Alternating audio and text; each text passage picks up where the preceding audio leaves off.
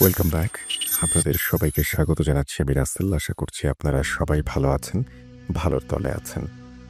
15 বছর 15 বছর ধরে প্রতিদিন ভয়ের ঘটনা খুঁজছি। একটু ভালো, আর একটু ভালো, আর একটু ভালো। কখনো ক্লান্তি লাগেনি, কখনো হতাশ হইনি। খুঁজতে গিয়ে যখনই কোনো ভালো ঘটনা পাচ্ছি না এমন হয়েছে, তখনই দেখি কিছুক্ষণের মধ্যেই একটি ভালো ঘটনা সামনে এসে হাজির হয়েছে। কেউ না কেউ পাঠিয়েছেন আপনারা। এই ভালোবাসা আমাদের সামনে এগিয়ে যাবার প্রেরণা। আপনারা যখন সমালোচনা করেন, তখন আমার মনে হয় ভূত.com-এর প্রতি প্রবল ভালোবাসা থেকে সেটা করেন। কাছের মানুষেরাই ভালোবাসে, আবার একইভাবে সমালোচনা করে। যাই হোক, আজকেও অনেকগুলো ঘটনা খুঁজছিলাম। একটা পর্যায়ে আমি সিদ্ধান্ত নিলাম যে অনেক দিন ধরে আপনাদেরকে সিফাত আলমের ঘটনা শোনাইনি। সাবিত আলমের ঘটনা বেশ কিছুদিন ধরে শুনিয়েছি। সিফাত আলমের একটি ঘটনা আজকে আপনাদের শোনাতে চাই। যদি ভালো লাগে তাহলে প্রথম থেকে শেষ পর্যন্ত আমাদের সঙ্গে থাকবেন। চলুন কথা না বাড়িয়ে শুরু করা যাক। আসসালামু আলাইকুম রাসেল ভাই ও প্রিয় লিসেনার্স, আশা করছি আপনারা সবাই ভালো আছেন ও আল্লাহর অশেষ রহমতে সুস্থ আছেন। আমি মোহাম্মদ সিফাত আলম, ভূত.com-এর একজন মডারেটর বলছি চট্টগ্রাম থেকে। আজ আমি আপনাদের সাথে যে ঘটনাটি শেয়ার করব সেটা আমি কালেক্ট করেছি সুরুজ নামের আমার এক ভাইয়ের কাছ থেকে। তিনি ভারতের বাসিন্দা। ঘটনায় প্রবেশ করার আগে ঘটনার ভেতরে থাকা ভুল ত্রুটির জন্য আমি ক্ষমা চেয়ে নিচ্ছি।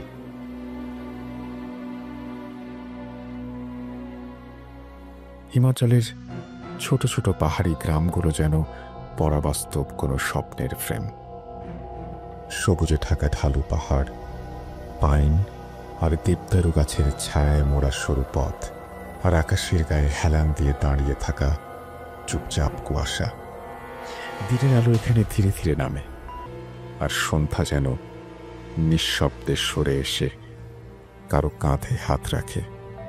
আর ঠিক সেই সময়টাতে যখন অন্ধকার আর নৈশব্দ মিলেমিশে এক অদ্ভুত ধরনের মৃদু ভয়ের অনুভব তৈরি করে, তখনই বাতাসে ভেসে ওঠে এক নাম, ঘোগর।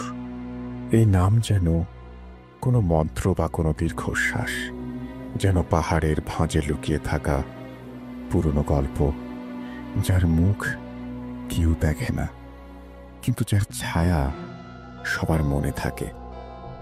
আপনারা যদি একদিন হিমাচলের কোনো পাহাড়ি গ্রামের চায়ের দোকানে বসে থাকেন, একটা কাঠের বেঞ্চে, হাতে ধোয়া ওঠা কাপ, আর পাশে বসে কারো সাথে আলাপ করেন, খুব বেশি দেরি লাগবে না এই শব্দটি শুনতে।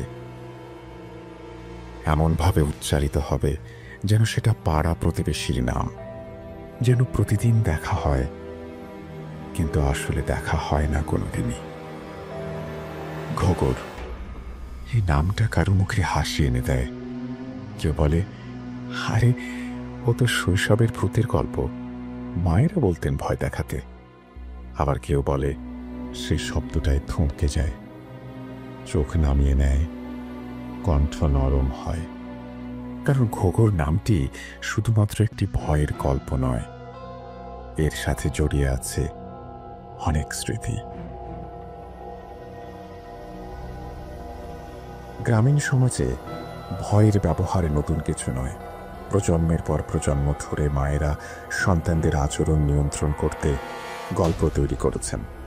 বুড়ি এসে ধরে নিয়ে যাবে, কাকুর ভূত চলে আসবে, কিংবা এই পাহাড়ি অঞ্চলের মতো ঘোগর এসে টেনে নিয়ে যাবে। প্রথমে এগুলো ছিল নিছক কল্পনার খেলা, কিন্তু শিশুদের মন যে ঠিক কেমন, সেটাই তো সমস্যার জায়গা। তারা যা শোনে তাই বিশ্বাস করে, তারা যা বোঝে না তা কল্পনা করে নেয়, আর বারবার সেসব বলা হলে সেই কল্পনা বসে যায় তাদের মনের গভীরে, রক্তে ও মাংসে। হিমাচলের ছোট একটা গ্রাম, নিরিবিলি, গাছগাছালির চাদরে মোড়া জনপদ। এখানকার সকালের সূর্য যেন সবকিছু ছুঁয়ে ছুঁয়ে জাগিয়ে তোলে, আর রাত আসে নিঃশব্দে, যেন কেউ মেঘের আড়াল থেকে পৃথিবীর আলো নিভিয়ে দেয় ধীরে ধীরে। সেই গ্রামেই বাস করত কামাল নামের একজন সাদাসিধে পরিশ্রমী মানুষ। তার সংসার ছোট, বৃদ্ধ বাবা মা, স্ত্রী মিনা আর 5 বছরের ছেলে সুজন। সুজন ছিল প্রাণবন্ত, চোখে সবসময় কৌতূহল, মুখে প্রশ্নের ঝড়। সে একবার কিছু জিজ্ঞেস করলে তার উত্তর না পাওয়া পর্যন্ত ছাড়ত না। সে বলতো, মা, ও মা, ওই যে বন দেখা যায়, ওই বনের ভেতরে কি আছে মা? অথবা ঘরের পেছনে সেই গাছটার পেছনে কেউ কি থাকে? এমন সব প্রশ্ন যা বড়দের অবাক করত, আবার মাঝে মাঝে চিন্তিতও করে তুলত। পাহাড়ি অঞ্চলে বাস করলে মানুষ জানে প্রকৃতি যেমন অপূর্ব তেমনি রুক্ষ, রহস্যময়। সুজন যখন একা একা বাইরে যেতে চাইতো, মা বাবা প্রথমে সাবধান করতেন, বলতেন, সাবধানে যাস, পা পিছলে গেলে কেউ দেখতেও পাবে না। কিন্তু শিশুদের কৌতূহল যতই বোঝানো হোক না কেন থামে না। সুজনের দুরন্তপনা নিয়ে তার মা বেশ চিন্তায় থাকতেন, আর তাই একদিন তাকে বলা হলো এমন এক কথা যা তার জীবনটাকেই তছনছ করে দিল ধীরে ধীরে। তাকে বলা হলো, বাবা সুজন, বাইরে গেলে ঘোঘর এসে ধরে নিয়ে যাবে। এই একটি বাক্য, যার মধ্যে ছিল ভয়, শাসন ও অজানা কল্পনার বীজ। প্রথমবার এই বাক্য শুনে সুজন থেমে গিয়েছিল, তার চোখ বড় হয়ে গিয়েছিল, যেন কোনো নতুন চরিত্রের মুখ দেখছে। কিছুদিন পরই সে খেলার পুতুল ফেলে জানালার কাছে গিয়ে দাঁড়াতে শুরু করে। সে ফিসফিস করে বলে, ঘোঘর কি কাল এসেছিল মা? এরপর শুরু হলো এক নতুন অধ্যায়। সে পুতুলের ভেতর খুঁজে বেড়াতো ঘোঘরকে, বলতো, মা, ও লুকিয়ে আছে খাটের নিচে, কিংবা ও কাল রাতে আমায় ডেকেছিল। মা হাসতেন, আদর করে মাথা ঘষে বলতেন, বাবা, ঘোঘর তো নিছক এক কল্পনা, ভয় পাস না। কিন্তু সেই কল্পনার শেকড় মাটির নিচে কতখানি চলে গেছে, তখন সে সম্পর্কে সুজনের পরিবার ছিল অজ্ঞাত। কিছুদিন পর থেকে সুজনের আচরণ বদলাতে লাগলো। সে অনেক সময় বিছানায় চুপচাপ বসে থাকত, কখনো জানালার পাশে দাঁড়িয়ে বাইরের দিকে তাকিয়ে থাকত। তার চোখে জমে থাকত ক্লান্তি, মন যেন কোথাও গিয়েও আর কাছে ফিরে আসছে না। সে মাঝে মাঝে বলতো, মা, আজ ঘোঘরের গলা শুনেছি আমি। ঘোঘর বলছে সে জানে আমি কোথায় থাকি। সুজন রাতে ভালো করে ঘুমাতে পারত না। মাঝরাতে জেগে উঠে কাঁপতে কাঁপতে বলতো, ও জানে, ও জানে মা। তার চোখে যে ভয় ছিল তা কোনো গল্প নয়, তা ছিল এক বিশ্বাস। একদিন দুপুরে সুজয়ের মা মিনা রান্নাঘরে কাজ করছিলেন। হঠাৎ খেয়াল করলেন অনেকক্ষণ ধরে সুজনের কোনো সাড়া শব্দ নেই। খোঁজ নিয়ে গিয়ে দেখলেন সে খাটের নিচে লুকিয়ে কাঁপছে। মা জিজ্ঞেস করলেন, কিরে সুজন, কি হয়েছে? সে কাঁপা গলায় বলল, ঘোঘর এসেছিল মা, ছায়া দেখেছি ওর। সুজনের কথা শুনে তার বাবা কামাল ভাবলেন হয়তো বয়সের সাথে এসব কল্পনা কেটে যাবে। তারা এই ব্যাপারগুলোকে তেমন একটা গুরুত্ব দিলেন না। কিন্তু এক রাতে, ঘন কুয়াশার একটি শীতল রাতে, সুজন ঘুম থেকে চিৎকার করে উঠে বসে পড়ল। তার শরীর ঘামে ভেজা, হাত পা ঠান্ডায় জমে গেছে। সে বলছিল, সে এখানে এসেছিল মা, ঘুঘুর আমার মাথার কাছে দাঁড়িয়েছিল। সে বলছে, তুই এবার যাবি মা, মা, ঘুঘুর আমাকে নিয়ে যাবে, বাঁচাও আমাকে মা, বাঁচাও। বাবা মা ঘরে ছুটে এসে তাকে জড়িয়ে ধরলেন, কিন্তু তার শরীর ভেজা ভেজা। মা খেয়াল করলেন সুজনের কাপড় লাল তরলে ভরে যাচ্ছে। তার জামা খুলতেই মা আটকে উঠলেন। সুজনের বুক, পিঠ, কাঁধ জুড়ে লম্বা আঁচড়ের দাগ, যেন কেউ শাল গাছের কাঁটার মতো নখ দিয়ে টেনে দিয়েছিল। এত নিখুঁতভাবে ছড়ানো দাগ, এত গভীর। ঘরের দরজা ভেতর থেকে বন্ধ ছিল, জানালা ছিল আটকানো, কোথাও কোনো চোর ঢোকার চিহ্ন নেই। তাহলে এই আঁচড়গুলো কোথা থেকে এলো? এই প্রশ্নের উত্তর কেউ দেয়নি। সেই রাত থেকে সেই গ্রামের বাতাসে ঘোকরের নামটা একটু বেশি গম্ভীর হয়ে ওঠে। লোকজন কথায় কথায় থেমে যায়, শিশুরা জানালা বন্ধ করে রাখে, আর কামালের বাড়িতে ভোর হতেই মা বাবা জানালার পর্দা টেনে দেয়, কারণ ঘোকর হয়তো তখনও সেখানে দাঁড়িয়ে ছায়ার আড়ালে জানলার বাইরে সুজনের জন্য অপেক্ষা করে আছে। কয়েকদিন পরের ঘটনা। হিমাচলের আকাশে তখনও ভোর হয়নি, কিন্তু সেই গ্রামে সূর্যের আলো আসার আগেও যেন কারো চোখে ঘুম ছিল না। কামালের বাড়ির সবাই উঠোনে বসা, আলাপের বিষয়বস্তু সেই ঘোকর। কিছুটা দূরে হুকটা টানতে টানতে চুপচাপ বসে আছে সুজনের দাদু। অনেকক্ষণ বাদে ধীরে ধীরে তিনি উঠে বললেন, আমি কাল রাতে উঠোনে উঠেছিলাম, জানো তো, একটা ছায়া দেখেছিলাম আমি, একদম সুজনের ঘরের পাশ দিয়ে চলে গেল নিঃশব্দে। ছায়াটার মাথায় দুইটা সুচালো শিং, জানি না কি সেটা। কামাল ও মিনার মুখ আতঙ্কিত হয়ে উঠল। এতদিন যেটাকে শিশুর কল্পনা বা বিভ্রম ভেবে এড়িয়ে গিয়েছিল, তা যেন এবার চোখের সামনে দাঁড়িয়ে ফিস ফিস করে বলে উঠল, আমি এসেছি। সেদিন ভোরেই তারা গ্রামের শিব মন্দিরে ছুটে গেলেন। পুরোহিত এলেন ঘরে। পুজো শুরু হলো। ধূপ, ধুনো, ঘণ্টা, শঙ্খ আর মন্ত্রের আওয়াজে কিছুক্ষণের জন্য যেন ঘরের ভার হালকা হয়ে এলো। সুজনের বিছানায় সুজন ঘুমিয়েছিল, মুখে কিছুটা ক্লান্তি, যেন শরীর কিছুটা প্রশান্ত। রাত পোহাতে বেশি দেরি ছিল না, আর সেই রাতেই আবার ঘুমের ভেতর ঘামে ভিজে গেল গা, গলা শুকিয়ে গেল, চোখ লাল, আর তার কাঁধে আবার আঁচড়ের দাগ। তাদের পরিবার এখন বুঝতে পারছিল এই ভয় বাইরে থেকে আসছে না, ভয় শুধু ওর ভেতরেই বাসা বাঁধেনি।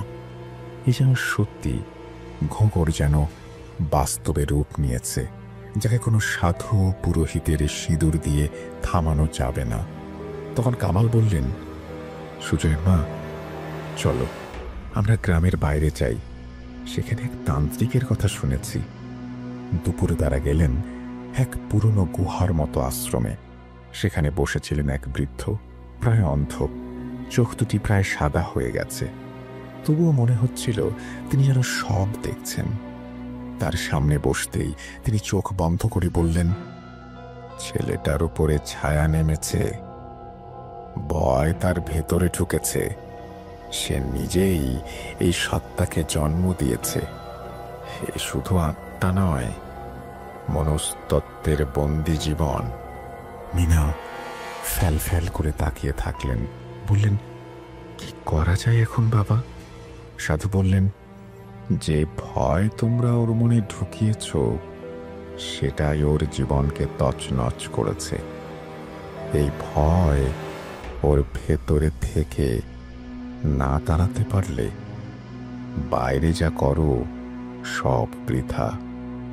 মা বুঝতে পারলেন এই ভয় তার নিজেরই বানানো। সেই ছোট্ট ঘোঘর কথাটি, যেটা একদিন ছিল মজার ছলে উচ্চারণ করা, সেটাই আজ দাঁড়িয়ে আছে সন্তানের জীবন আর মৃত্যুর মাঝে। এর পরের দিনগুলো আরো ভয়ঙ্কর হয়ে উঠল। সুজন চুপ করে বসে থাকত, মাঝে মাঝে চোখ বড় বড় করে তাকিয়ে বলতো, আজকে ওর পায়ের নখ দেখেছি মা, তার পায়ের নখ ছিল অনেক বড়, অনেক লম্বা, আগের বার এমন ছিল না। তার চোখে ভয় জমতে থাকে, ঠোঁট কাঁপত, খেলনা নিয়ে খেলতো না, নিজের পুতুলগুলো ঘরের কোণে দাঁড় করিয়ে রেখে বলতো, শোনো, তোমরা কেউ কথা বলো না, ও কিন্তু রেগে যাবে। একদিন মা দেখলেন সে কাগজে কিছু একটা আঁকছে।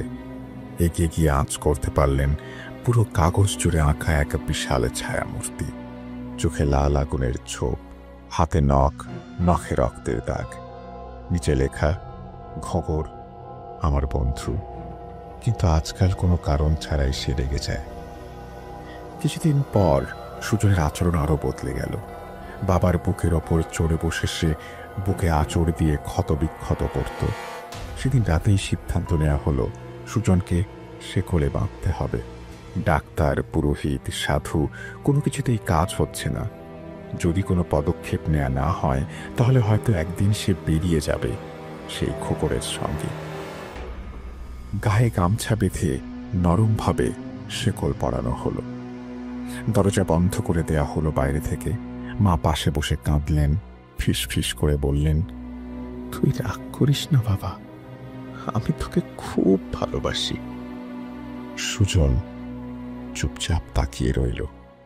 তার মুখে অভিমান, কিন্তু চোখে বোঝার ইঙ্গিত। তবু সেই রাতটাও শান্ত থাকল না। হাত ঘুমে হঠাৎ এক চিৎকার, কাঁপা কাঁপা গলায় সে বলছিল, ও বলছে সময় হয়ে গেছে, দরজা খুলে দাও। তার গলার স্বর একেবারে শুকনো। সে বিছানায় লাফালাফি করছে। মা কান্না করতে করতে পানি ছিটিয়ে দিলেন মুখে। কিছুক্ষণের মধ্যে সে নিঃশ্বাস হারিয়ে অচেতন হয়ে পড়ল। চোখ বন্ধ, ঠোঁট ফ্যাকাশে। সকালে পাড়ার এক বৃদ্ধা এলেন, বললেন, ছেলেটার মন এখন আর ওর নিজের মধ্যে নেই। ভয় ওর মনকে দখল করেছে। ওর কল্পনাটাকে বাস্তবে রূপ দিতে কোনো শয়তানের আগমন ঘটেছে, যাকে সে ঘোগর নাম দিয়েছে। ঘোগরের সঙ্গে এ ধরনের চুক্তি হয়ে গেছে ওর। এখন ও নিজের শরীরে একা নয়। এই কথা শুনে মা বাবা কাঁদতে লাগলেন। তার মানে সুজন কি এখন ঘোগরের ঘরে? একটা শিশু যে শুধু সামান্য কল্পনা করতে পারে, আজ সেই কল্পনার জন্য তার জীবন ধীরে ধীরে মৃত্যুর দিকে এগিয়ে যাচ্ছে। সেদিনের পর থেকে রাতগুলো হয়ে উঠল অসহনীয়।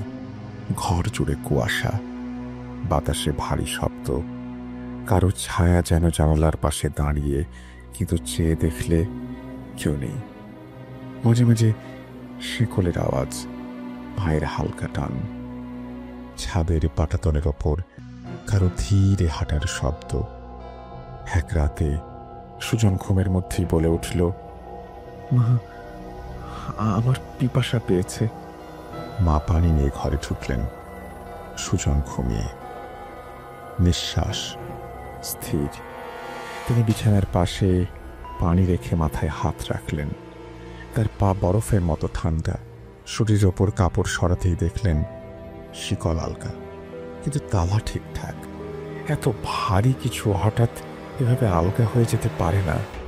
তিনি উঠে ঘর ছাড়লেন, কিন্তু তারপরেই শোনা গেল দেখ দেখ শিকলের টান, যেন কেউ হাঁটছে ধীরে ধীরে, দরজার দিকে এগিয়ে আসছে।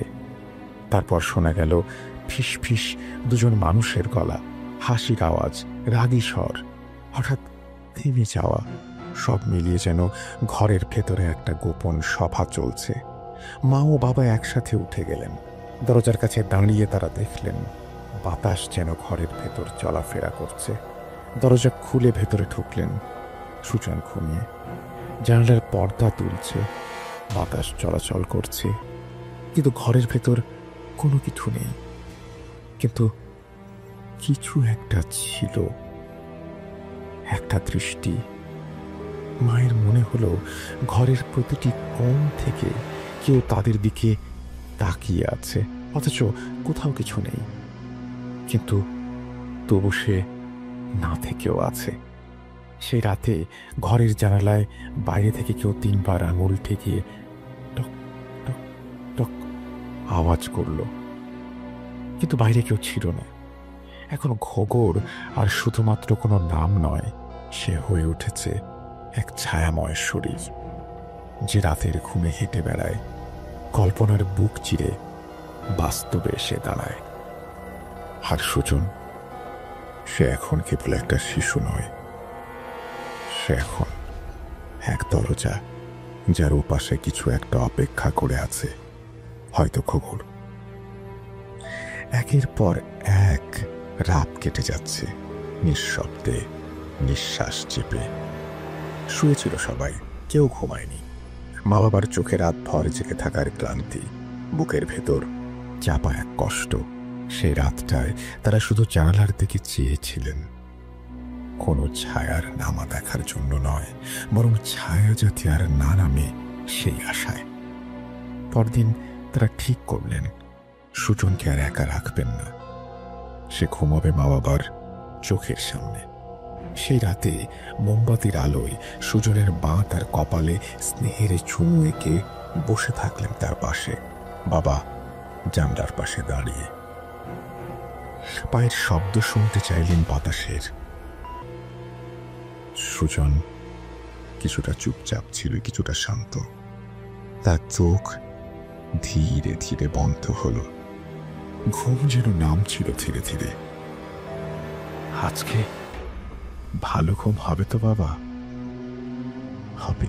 এ দেখো বাবা, বাবা মা দুজনই তোমার সাথে আছে। শুনে কিছু বলল না, শুধু হালকা হাসলো। এভাবে 2টি রাত কেটে গেল, কিন্তু তৃতীয় রাতটি ছিল আলাদা। সেই রাতে রাত 3টা নাগাদ সুজন হঠাৎ বিছানা থেকে উঠে দাঁড়ালো, চোখ বন্ধ, মুখে অদ্ভুত এক প্রশান্তি, কিন্তু শরীর যেন অন্য কারো নিয়ন্ত্রণে। সে হাঁটতে শুরু করলো, ধীরে নিঃশব্দে। পায়ে শেকড় বাঁধা, তার টান পড়ে ট্যাক ট্যাক আওয়াজ হচ্ছে। সেই শব্দে ঘর কেঁপে ওঠে। হঠাৎ সে থেমে গেল, তারপর ধীরে ধীরে তার শরীর বিছানা থেকে ওপরে উঠতে লাগলো।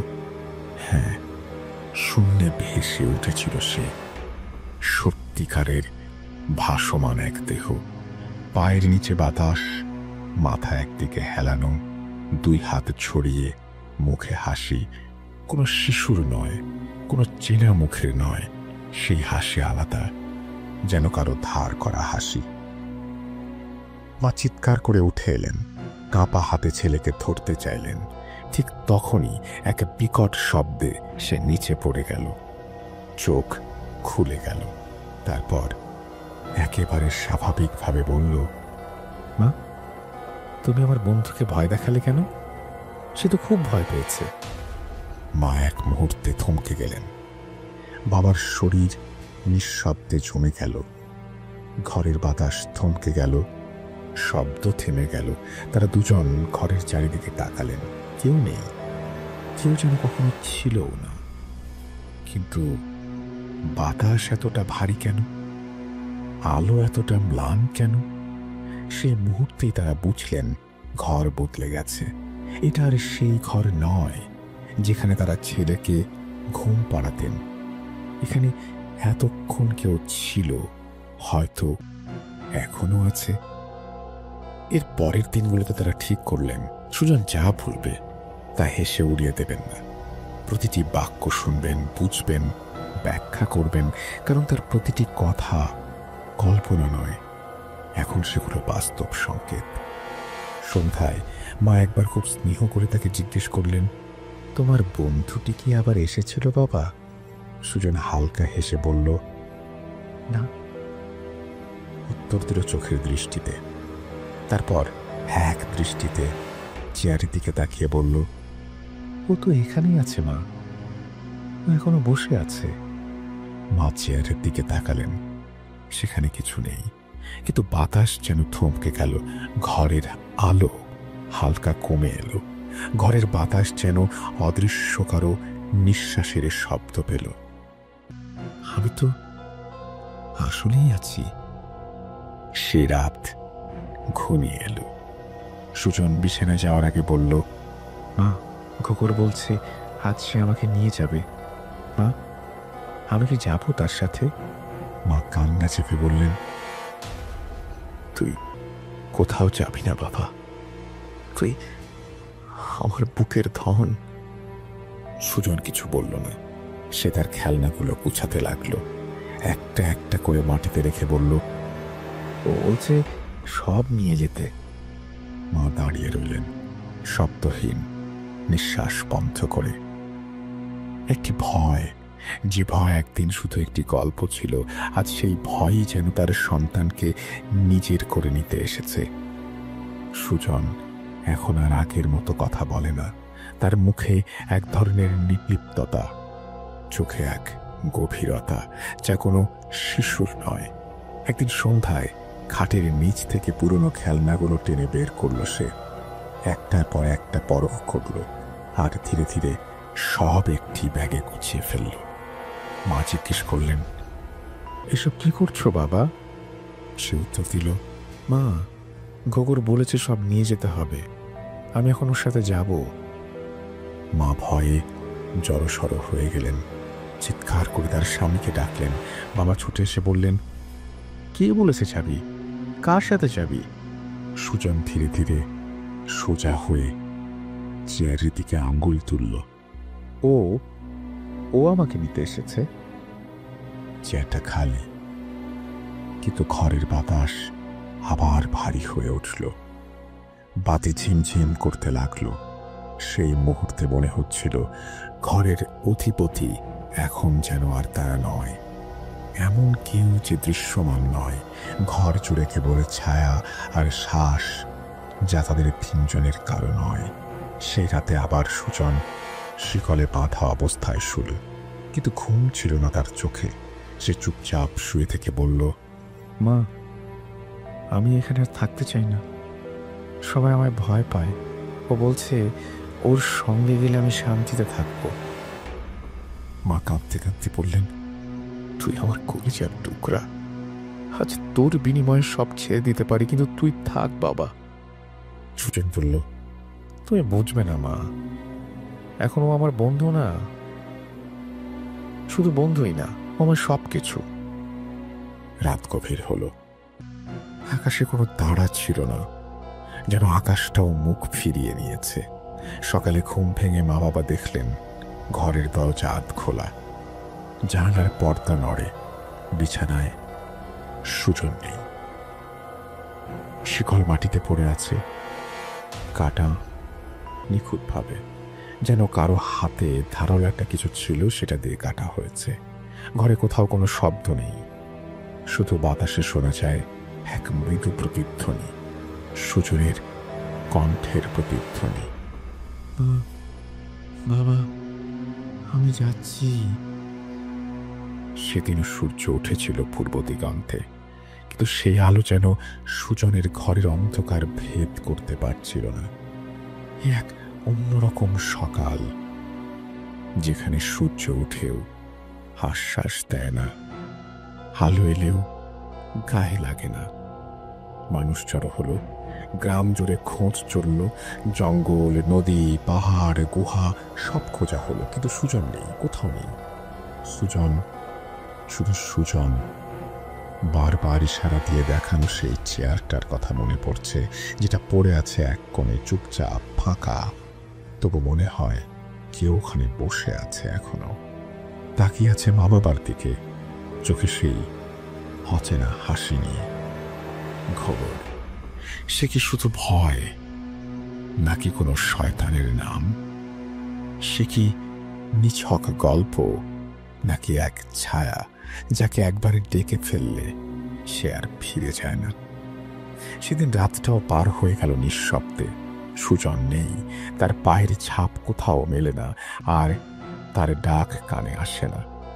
তার পুতুলগুলো পড়ে আছে ছড়িয়ে ছিটিয়ে, যেন এক অসমাপ্ত খেলা রেখে সে চলে গেছে অচেনা কোনো খেলা ঘরে। সেই দিনটার পর তার পরিবার ভেঙে পড়েনি, তারা জমে গেছে। শোক তাদের গিলে ফেলেনি, তাদের ঠান্ডা করে দিয়েছে। মা মিনা এখন আর সহজে কাঁদেন না। তিনি বসে থাকেন জানালার পাশে, ঠিক যেখান থেকে সুজন তাকিয়ে থাকত। সে রাতে, অনেক রাত পেরিয়ে হঠাৎ একবার তিনি শুনলেন একটা ক্ষীণ কোমল চেনা কণ্ঠ। মা, এবার আমি আসি। তার গায়ে কাঁটা দিয়ে উঠল। তিনি উঠে দাঁড়ালেন, জানালার পাশে এলেন, বাইরে তাকালেন। কুয়াশার পর্দা নেমে আছে পুরো উপত্যকায়। কোথাও কেউ নেই, শুধু বাতাস বইছে, কিন্তু তার শব্দে যেন কারো পায়ের ছাপ। তিনি কিছুই বললেন না, চোখ বন্ধ করলেন।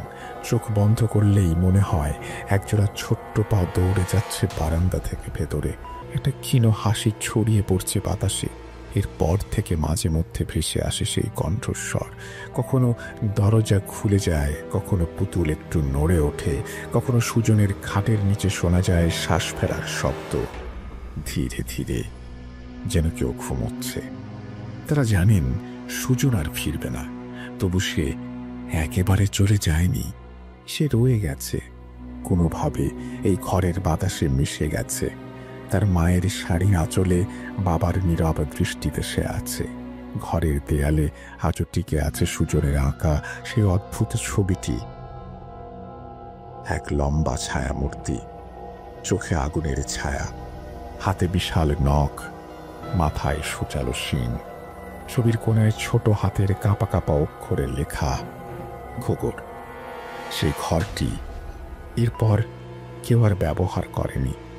তার দরজা বন্ধ থাকে দিনের বেশিরভাগ সময়, কিন্তু রাত নামলে কেউ না কেউ জানালার বাইরে অজানা কোনো ছায়া দেখেছে, কেউ শুনেছে পায়ের আওয়াজ।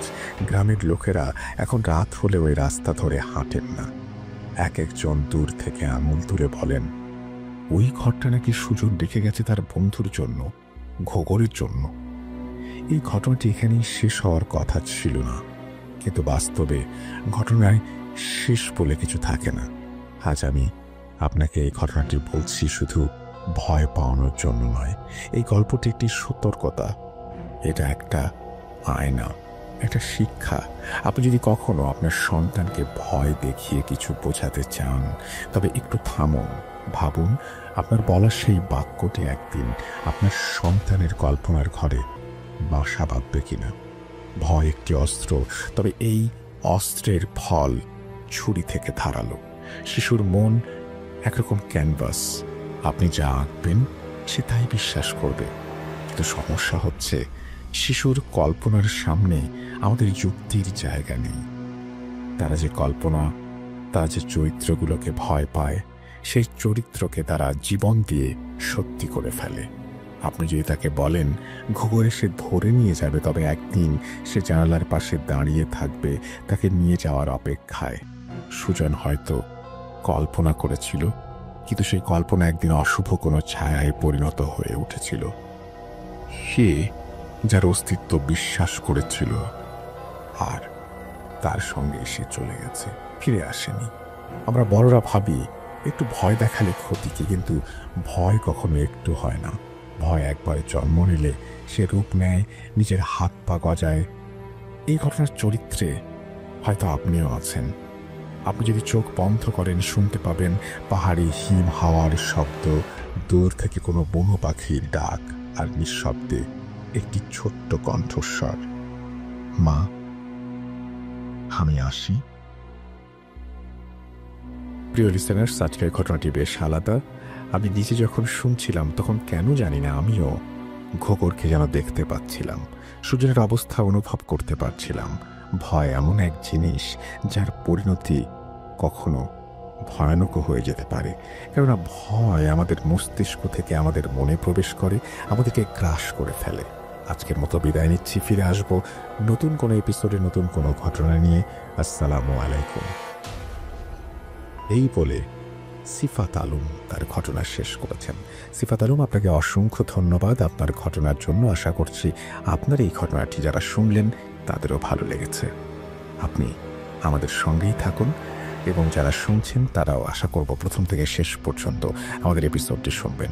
আমি আবারও বলছি, বারবার বলতে ভালো লাগে না, তারপরেও বলতে চাই যে আপনি অবশ্যই, অনেক মানুষ আছেন যারা শুনছেন আমাদের এখনও সাবস্ক্রাইব করেননি, দয়া করে সাবস্ক্রাইবটা করে ফেলুন অ্যান্ড বেল আইকনটি প্রেস করে রাখুন যাতে আপনি সমস্ত নোটিফিকেশান পেয়ে যান। আমরা চলে যাব আমাদের পরবর্তী ঘটনায়।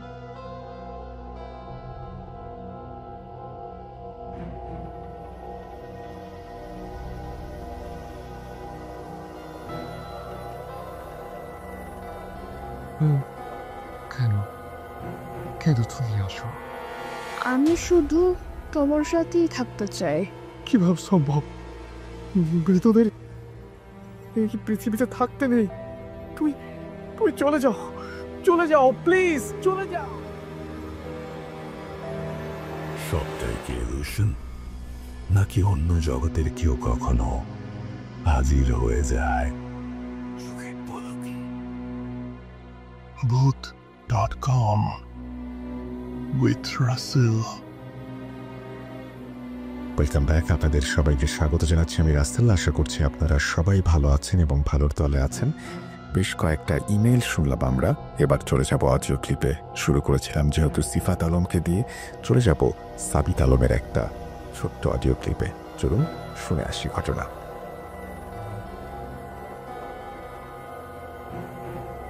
আসসালামু আলাইকুম রাসেল ভাই এবং প্রিয় শ্রোতা বন্ধুরা, আশা করি আপনারা সকলে ভালো আছেন এবং সুস্থ আছেন।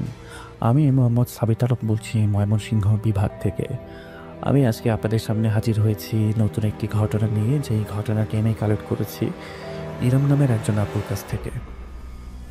ইরাম আপু যে ঘটনাটি আমাকে বলেছেন, সেই ঘটনাটি আসলে মূলত ওনার বোনকে নিয়ে, ওনার ছোট বোন আলিনা।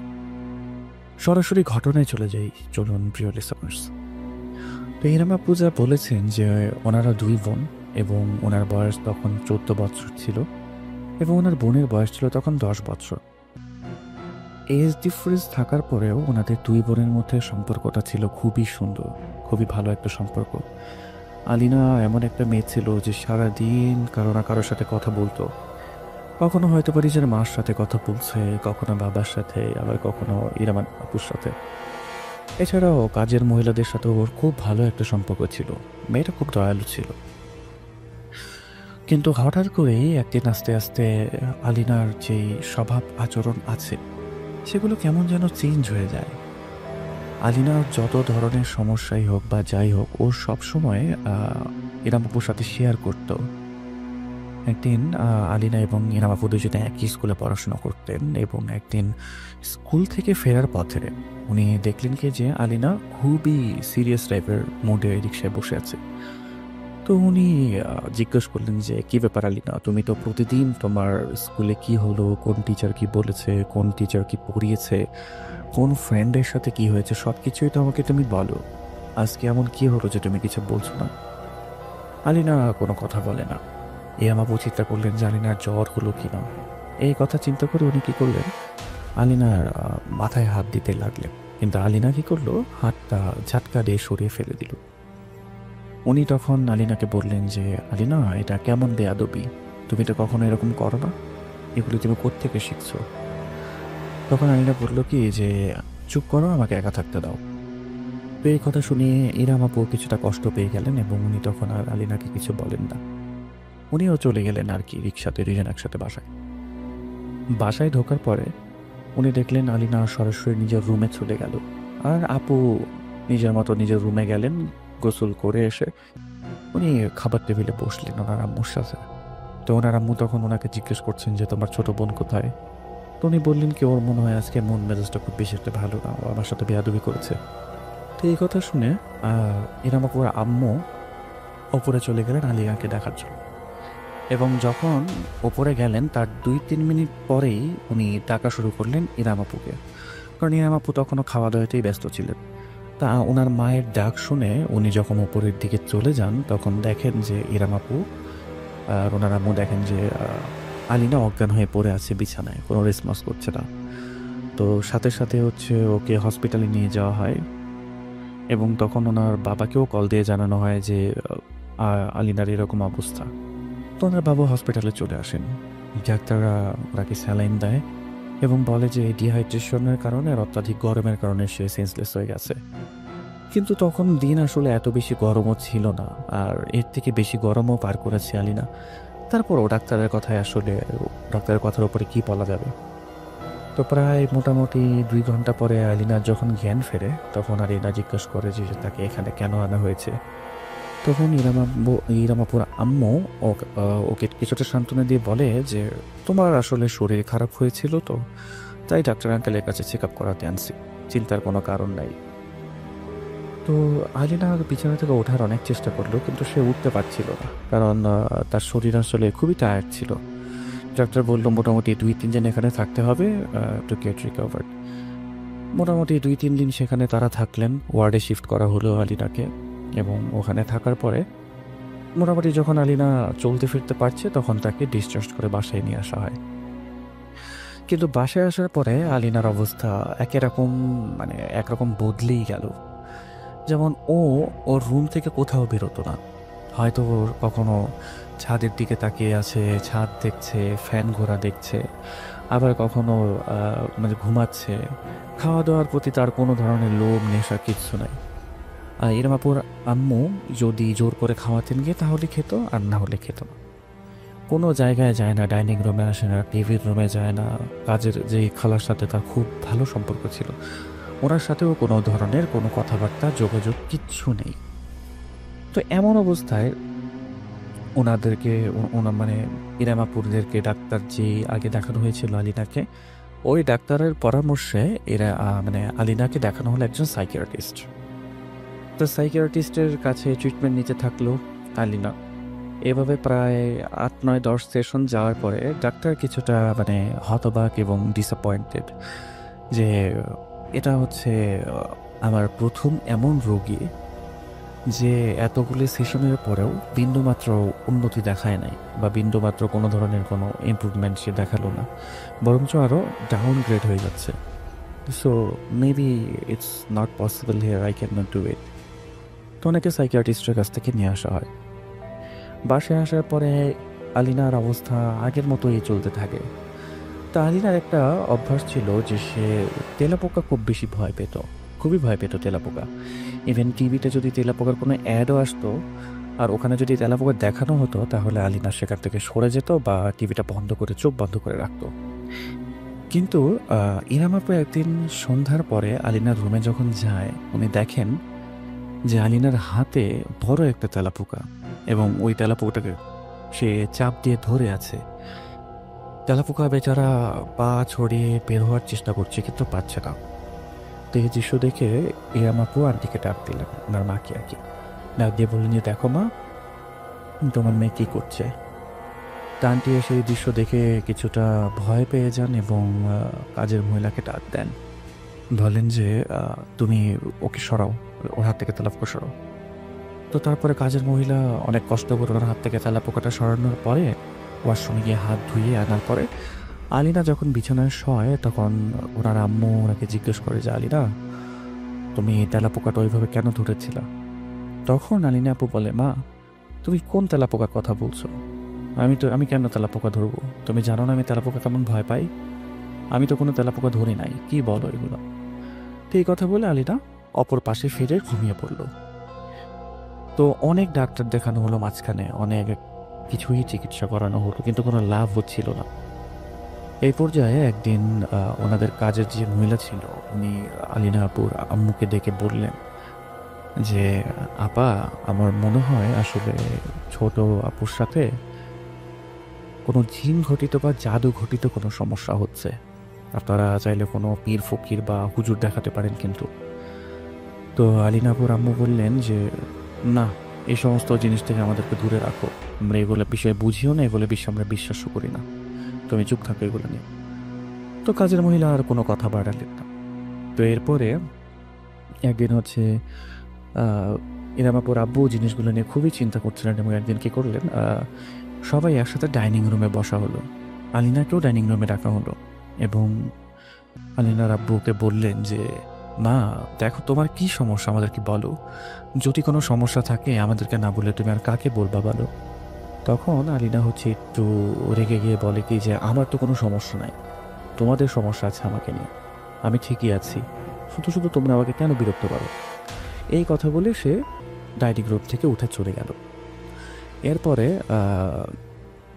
একদিন আলিনা আপুর যে বাবা ছিল, ওনার একজন বন্ধু আসে বাসায়। তো বন্ধু বাসায় আসার পরে ওনার বন্ধুকে জুস দেওয়ার জন্যে রান্নাঘরে হচ্ছে কাজের মহিলাটা চলে যায়, লেবুর শরবত বানায়, লেবুর জুস করে নিয়ে আসছিল। তখন ওই দেখে আলিনা বলে কি যে আমি দিয়ে আসছি জুসটা, এই বলে গ্লাসটা হাতে নিয়ে আসে। এবং গ্লাসটা হাতে নিয়ে আসার পরে ও কি করে, মানে ওই আলিনা আপুর যে বাবার বন্ধু তার সামনে ধরে। এবং ওই টাইমে ইরাম আপু শুনতে পারেন যে ওনার বাবা ড্রয়িং রুম থেকে চিৎকার করছে যে তুমি যাও, এখান থেকে যাও, আর এটা পরিষ্কার করো, এরকম করে কাজের মহিলাকে বলছে।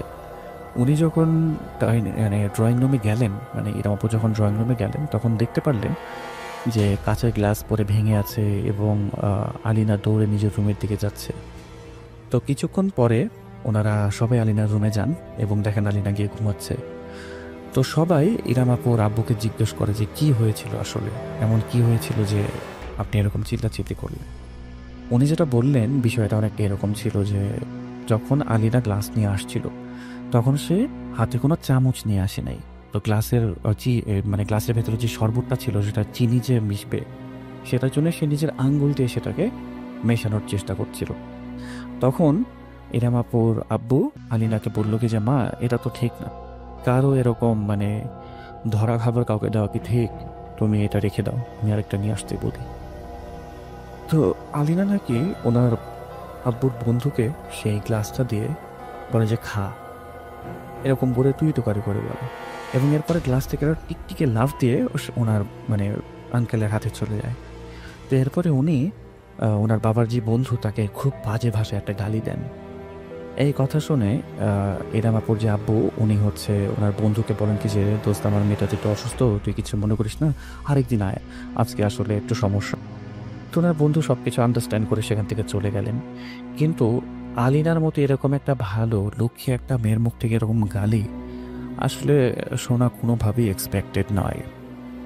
তো এরপরে ইরাম আপুর আব্বু ওনার আম্মুকে বলেন যে মনে হয় আমাদের মেয়ের সাথে কোনো শারীরিক সমস্যা আসলে নাই, কারণ শারীরিক সমস্যা হলে এত এত ডাক্তার দেখাইলাম, এই ডাক্তারগুলো দেখানোর পরে 1% to 10% একটা বেনিফিট তো হওয়ার কথা, একটা ইমপ্রুভমেন্ট তো হওয়ার কথা, কিন্তু কিছুই তো হলো না।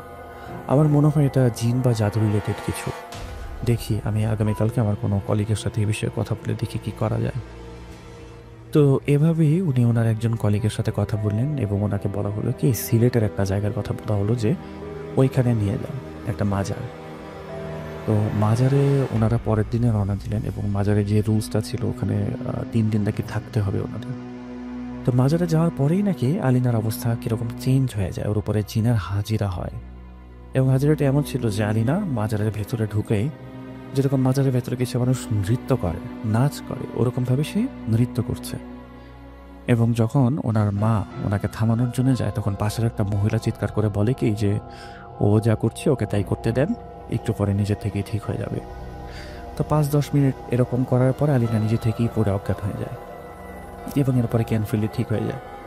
বারবার জ্ঞান ফেরার পরে জিজ্ঞাসা করছিল যে আমাকে এখানে কেন আনছো, আমার ভালো লাগছে না এখানে, আমাকে দয়া করে এখান থেকে নিয়ে যাও।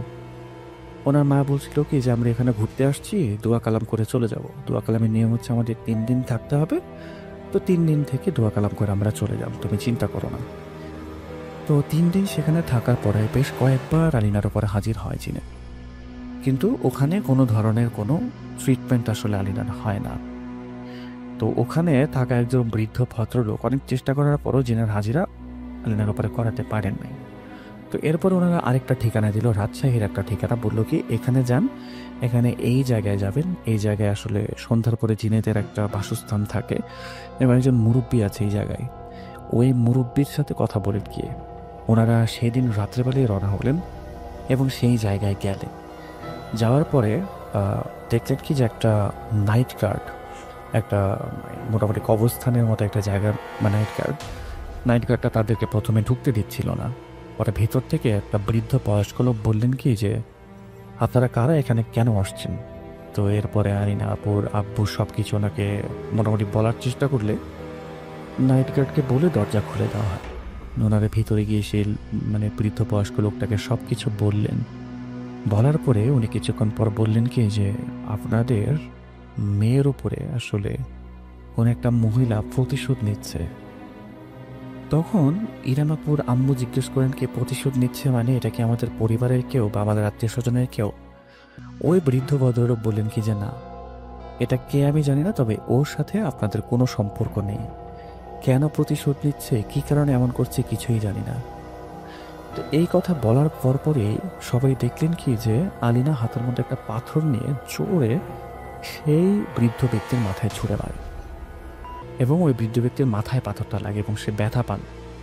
এরপরে আলিনাপুর আব্বু ওই বৃদ্ধ ব্যক্তিকে কোনো রকমে উঠিয়ে বলেন কি যে তাহলে ওর একটু চিকিৎসা করে দেন না।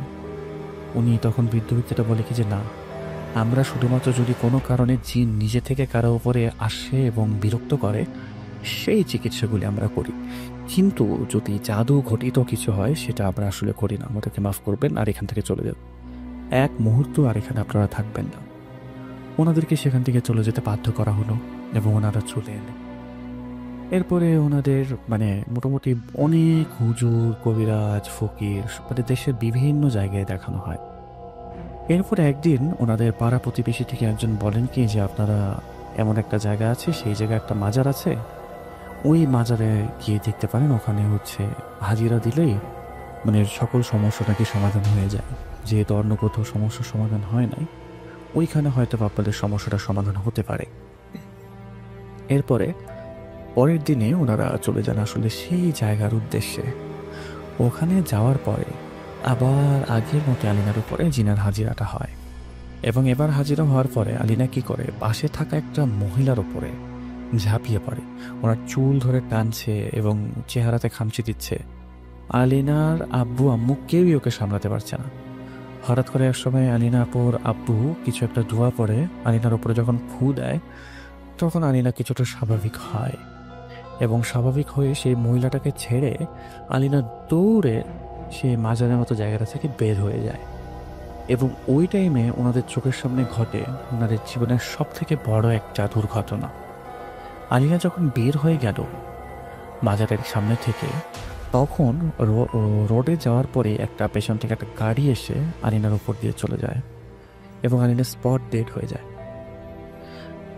তো এটাই ছিল ঘটনা, কিন্তু আপনারা হয়তো বা মনে করছেন যে ঘটনার অনেক কিছুই জানতে পারিনি।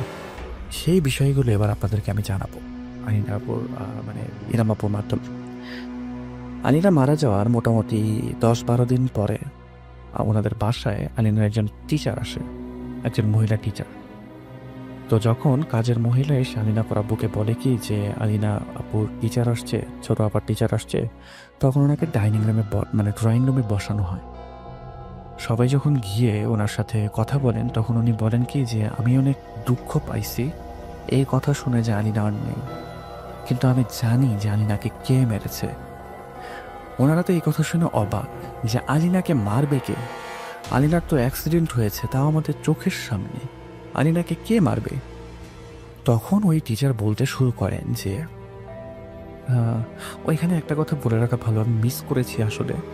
ওই যে বয়স্ক ব্যক্তির সাথে দেখা করতে গেলেন, ওখানে যে ব্যক্তিটা বললেন যে আপনার মেয়ের ওপরে করে একটা মহিলা প্রতিশোধ নিচ্ছে, এরকম কিছু একটা, তখন ওই লোকটা এটাও বলেছিলেন যে স্কুলে কি আপনার মেয়ের সাথে কোনো সমস্যা হয়েছিল কি না, এই কথাটা ওই ব্যক্তিটা জিজ্ঞাসা করেছিলেন। এবং আলিনাকে যখন শেষবারের মতো মাজারের দিকে নিয়ে যাওয়া হয়, তার আগের দিন রাত্রেবেলা বাসাতেই ওর উপরে হাজিরা হয়েছিল এবং ওর মুখ দিয়ে একটা পুরুষ গলায় কেউ কথা বলছিল। যখন আলিনাকে বলা হয় যে মা তোমার কী হয়েছে, আলিনা তখন বলে যে আমি মহিলা না, আমি পুরুষ, আমি ওকে না মেরে যাবো না।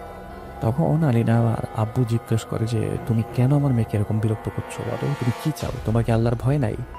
তখন ওই ভেতরে থাকা জিনটা নাকি বলে যে আমি এটা নিজের ইচ্ছায় করছি না, আমাকে দিয়ে জোর করে করানো হচ্ছে, আমি ক্ষমা চাচ্ছি, কিন্তু আমাকে এটা করতেই হবে।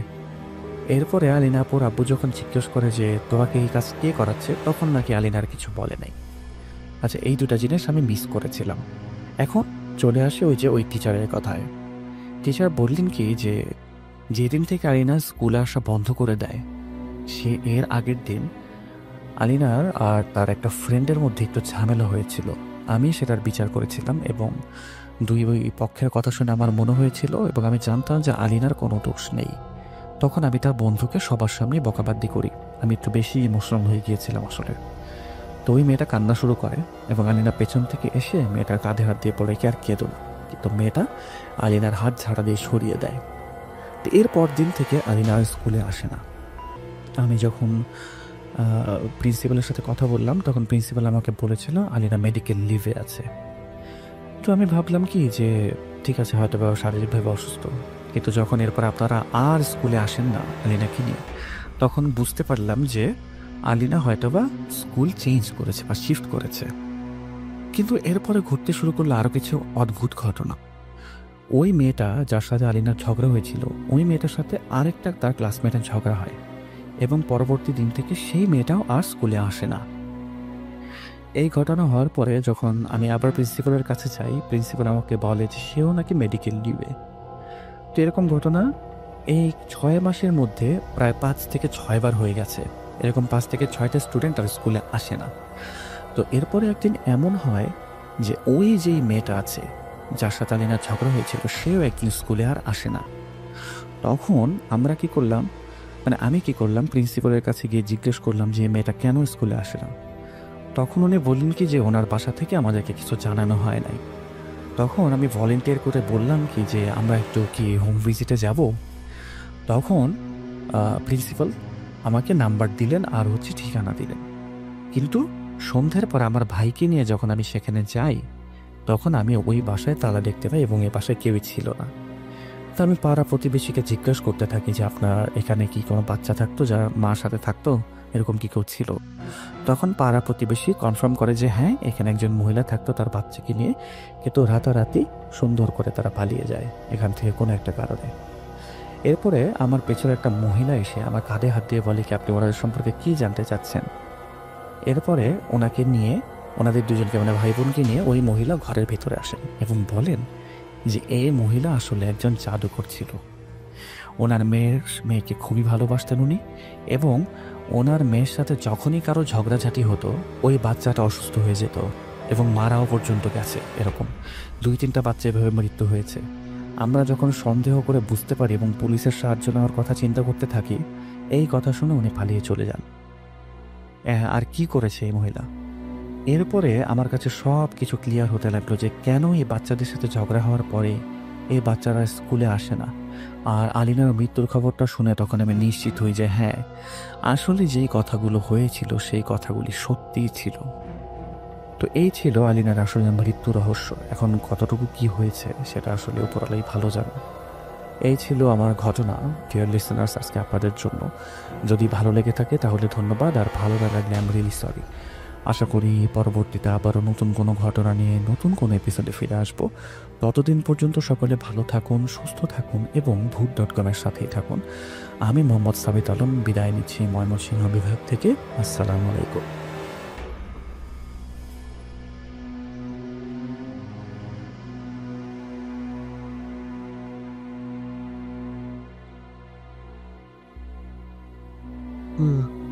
কেন কেন তুমি আসো? আমি শুধু তোমার সাথেই থাকতে চাই। কিভাবে সম্ভব? মৃতদের এই পৃথিবীতে থাকতে নেই। তুই তুই চলে যাও, চলে যাও প্লিজ। সবটাই কি ইলুশন, নাকি অন্য জগতের কেউ কখনো হাজির হয়ে যায়? Both.com with Russell. আপনাদের সবাইকে স্বাগত জানাচ্ছি আমি রাসেল। আশা করছি আপনারা সবাই ভালো আছেন, ভালোর দলে আছেন। আমিও ভালো আছি, ভালোর দলে আছি। যেভাবে ঘটনাটি লেখা আছে আমি সেভাবেই পড়ে শোনাচ্ছি। আসসালামু আলাইকুম রাসেল ভাই, আশা করি মহান আল্লাহ তাআলার দোয়ায় ভালো আছেন। আজকে আমি আমার নিজের জীবনে ঘটে যাওয়া একটা ঘটনা শেয়ার করব। জানি না কতটা গুছিয়ে লিখতে পারবো। আমার পক্ষে স্টুডিওতে গিয়ে ঘটনাটি শেয়ার করা সম্ভব না, তাই লিখে পাঠালাম। আপনি পড়ে শোনালে খুশি হব। ব্যক্তিগত কারণে আমার নাম প্রকাশ না করলে উপকৃত হব। ছোটবেলা থেকেই আমার সাথে নানা ধরনের প্যারানর্মাল ঘটনা ঘটেছে, সেগুলো না হয় অন্য একদিন শেয়ার করব। আজকে 6 মাসে আমার সাথে ঘটা ঘটনাগুলো বলছি, যার ব্যাখ্যা আমি আজও খুঁজে পাইনি।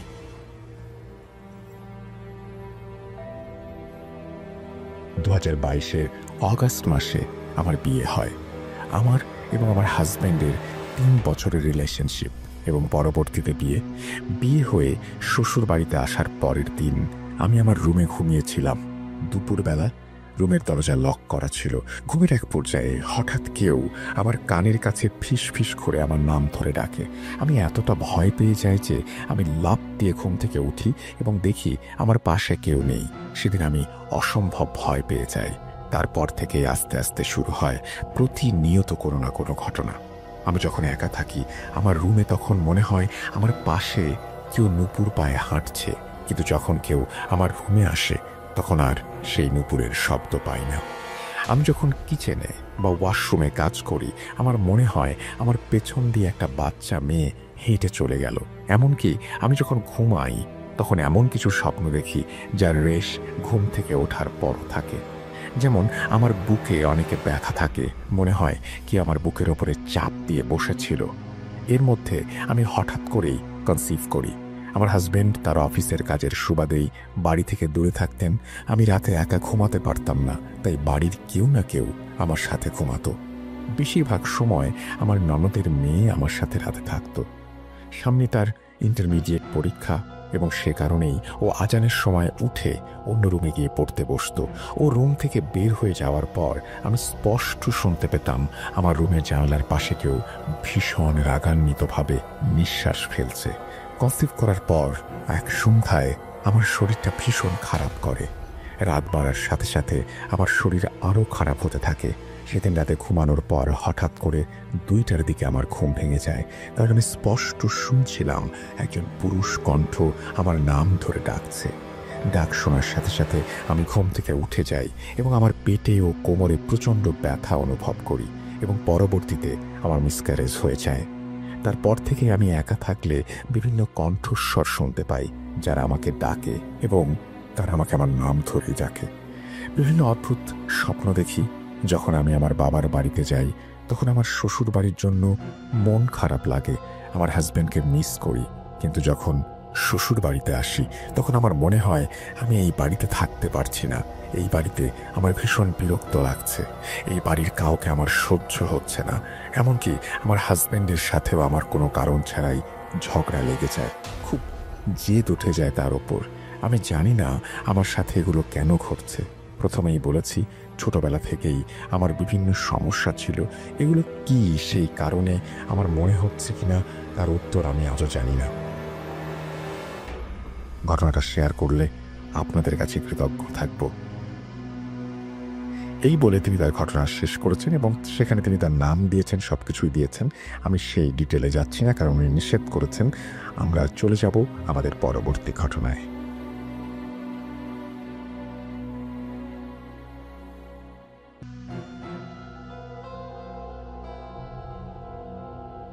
আবারও রাতের আধারে ভয়ের রাজ্য খুঁড়ে ফিরেছি এই পুরনো সুরে।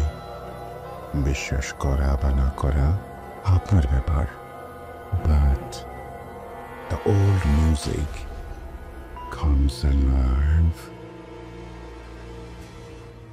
Youth.com. The fear returns with Russell. আরও একবার আপনাদের সবাইকে স্বাগত জানাচ্ছি আমি রাসেল। আশা করছি আপনারা সবাই ভালো আছেন এবং ভালোর তলে আছেন। আমিও ভালো আছি, ভালোর তলে আছি। আর এই মুহূর্তে যেটা করব, আমরা আমাদের দ্বিতীয় অডিও ক্লিপে যাব। আশা করছি প্রথম থেকে শেষ পর্যন্ত আমাদের সঙ্গেই থাকবেন। চলুন শুরু করা যাক।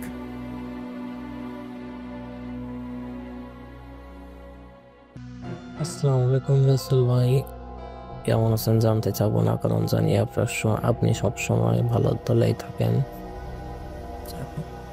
আমি হচ্ছে খুলনা থেকে বলছি শারিয়া। আমি যে ঘটনাটি শেয়ার করব, ঘটনাটি আমার বাবার কাছ থেকে শোনা এবং ঘটনাটি হচ্ছে ঘটনাটি শুরু করি আর কি, আর সময় নষ্ট না করে ঘটনাটা শুরু করি।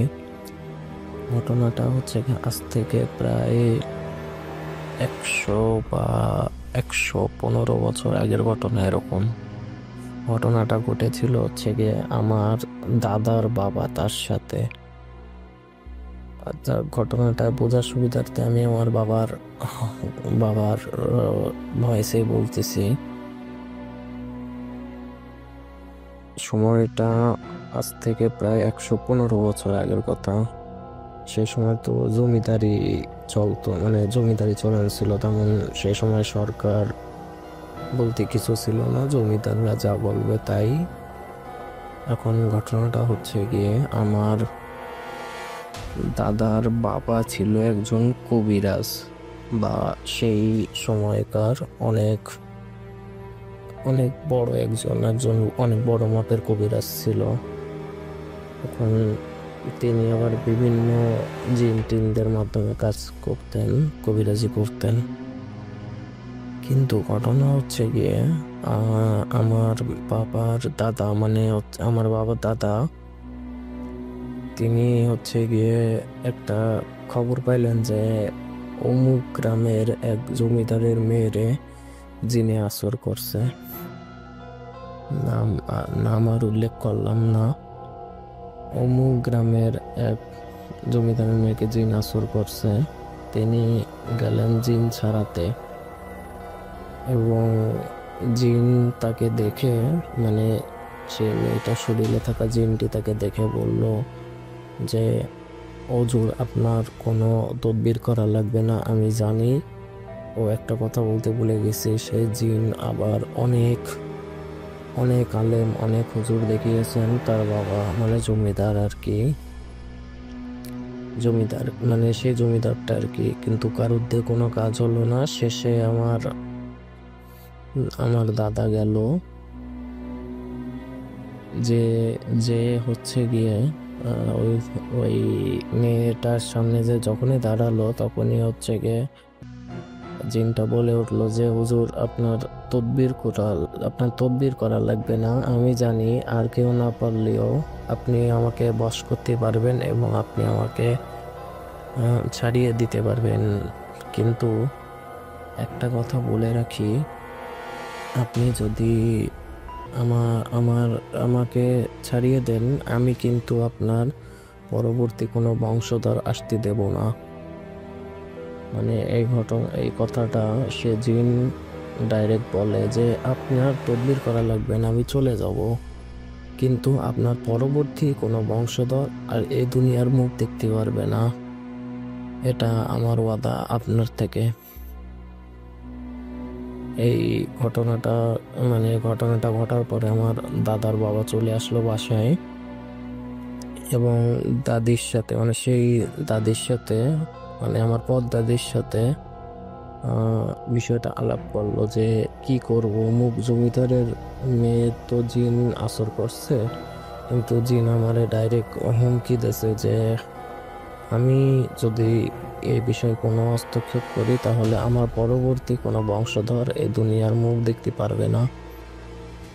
এবং তিনি তাদের সাথে আলাপ করে সিদ্ধান্ত নিলেন যে তিনি আর ওদিকে যাবেন না, ভয়ে না। বাট আমার বাবা যেরমভাবে বলেছিলেন যে জিনটা হচ্ছে গিয়ে খন্নাস এরকম কোনো জাতের জিন ছিল, জিনটা অনেক শক্তিশালী ছিল। সেটা আমার দাদার বাবাও খুব ভালো করে জানতেন, মানে হ্যাঁ, দাদার বাবাও খুব ভালো করে জানতেন যে এই জিন যা বলে তাই করে।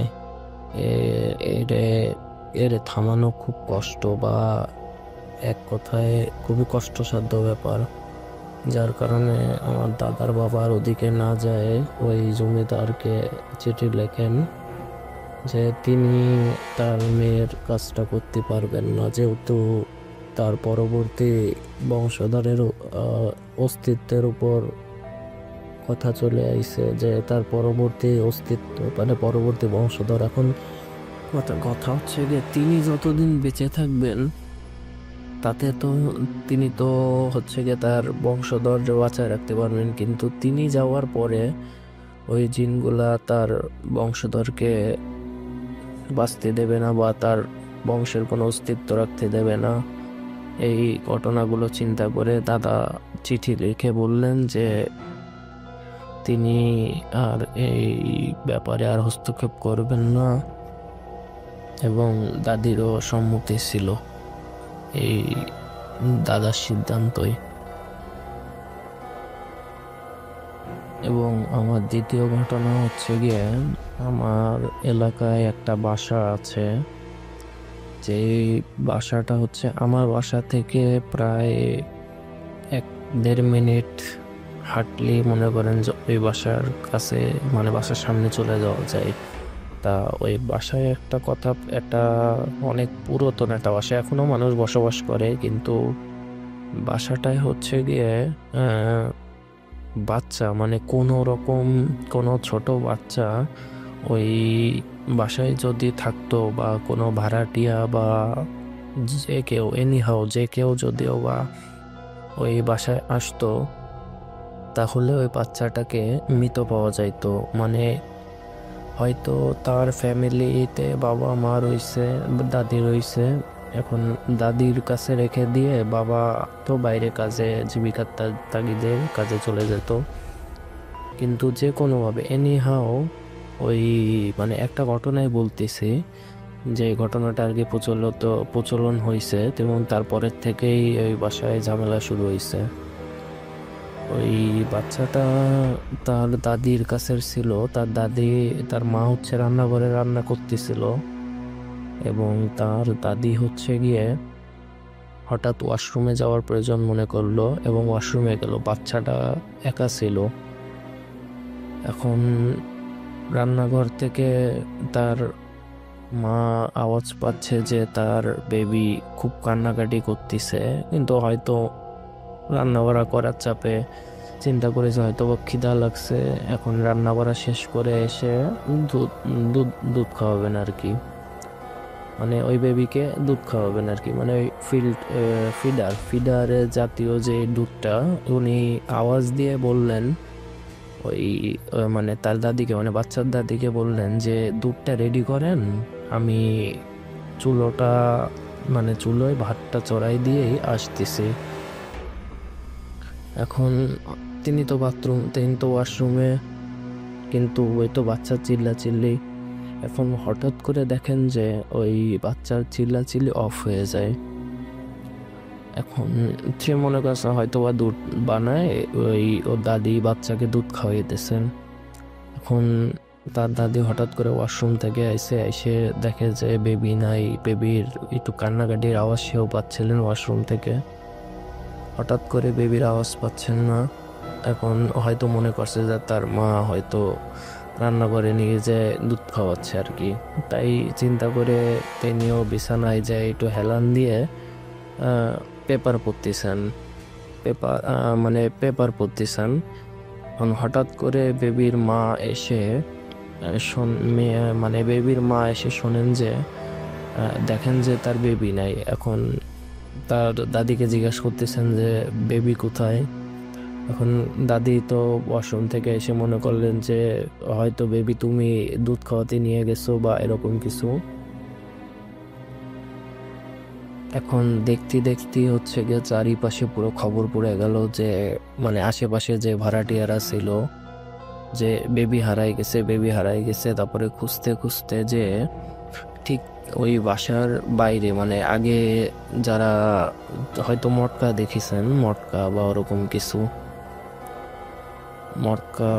মটকা হচ্ছে আগে কলের থেকে পানি উঠে মটকায় রাখতো যাতে ঠান্ডা পানি পাওয়া যায় আর কি। ওই মটকাটা ছিল ঠিক গেটের থেকে 10-15 কদম আগে, মানে 10-15 কদম দূরে ছিল, মানে ওই বাসার গেট থেকে আর কি, মানে তাদের ভাড়া বাসা, মানে বাসার যে গেটটা আর কি, মানে যে রুমের গেট থেকে প্রায় 10-12 কদম আগে ছিল। এখন হঠাৎ করে দেখলেন যে ওই ট্যাঙ্কির ঢাকনাটা খোলা। এখন কৌতূহলবশত মানে বেবিটার বাবা আইসে খুঁজতে কৌতূহলবশত ওই মানে মটকার ঢাকনা খোলা দেখে ওদিকে তাকায় দেখেন যে ওই বেবিটা ঠিক মটকায় উল্টো করে, মানে মাথা নিচের দিকে দেওয়া, পা উপর দিকে করা, এমন অবস্থায় ভেসে রয়েছে। এখন সে তো সাধারণত বেবিটা মারা গেছে, ওরকম জানাজানি হয়ে গেছে ওই বাসার আশেপাশে যে অমুক জায়গায় অমুক বাড়িতে ট্যাঙ্কিটা। আমি কোনো নাম নিচ্ছি না, এখানে নাম নিলে এলাকাটার সবাই জানাজানি হয়ে যাবে জিনিসটা, যার কারণে আমি নাম নিচ্ছি না।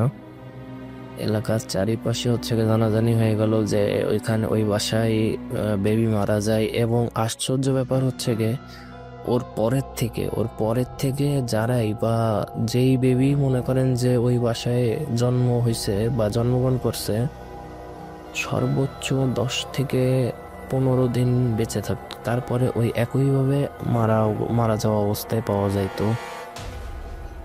ঠিক একই রকমভাবে, মানে হয়তো এর ক্ষেত্রে ট্যাঙ্কিতে, ওই ক্ষেত্রে ছাদে, বা ওই ক্ষেত্রে মানে আরেক ক্ষেত্রে অন্য কোনো জায়গায়, কিন্তু বেবিটা মারা যাইতো। এবং এর পিছনে অনেক ঘটনা, হয়তো মানে সেই সময়কার, তো আজ থেকে আরও প্রায় 15-20 বছর আগের কথা, সেই সময়কার অনেক হুজুর কবিরাজ দেখানো হয়েছে, কিন্তু কেউই ওই বাসার সমাধান করতে পারে নাই। এবং আজ পর্যন্ত ওই বাসায় সবাই থাকে, মানে এখনও ভাড়াটিয়া আছে, বাড়িওয়ালা আছে, কিন্তু ওই বাসার রুলস হচ্ছে গিয়ে কোনো বেবি নিয়ে বা সন্তান সম্ভব অবস্থায় কেউই ওই বাসায় ভাড়া নিতে পারবেন না। এবং ওই বেবির মানে ওই বাসার বাড়িওয়ালা যারা ছিলেন, তারা এদিকে মানে তাদের বাসায় যদি আবার বেবি টেবি হতো বা ওরকম সন্তান সম্ভাবনা কেউ হতো, তাদের সবাইকে আমার বাড়ি পাঠাই দেওয়া হতো বেবি সুরক্ষা। এখন বেবি যখন 6 মাস বা 1 বছর বা 6 মাস এরকম হয়ে যেত, সেই ক্ষেত্রে আবার বেবি আনতো। কিন্তু একেবারে 40 দিন হওয়ার আগে বা 2 মাস হওয়ার আগে যদি কোনো বেবি ওই বাসায় থাকতো, ওই বেবিকেই মারা যাওয়া অবস্থায় পাওয়া যাইতো। মানে বিভিন্ন জায়গায়, হয়তো ড্রেনে বা ট্যাঙ্কিতে, পানিতে বা বাথরুমে, মানে বিভিন্ন জায়গায় পাওয়া যাইতো আর কি। যাক,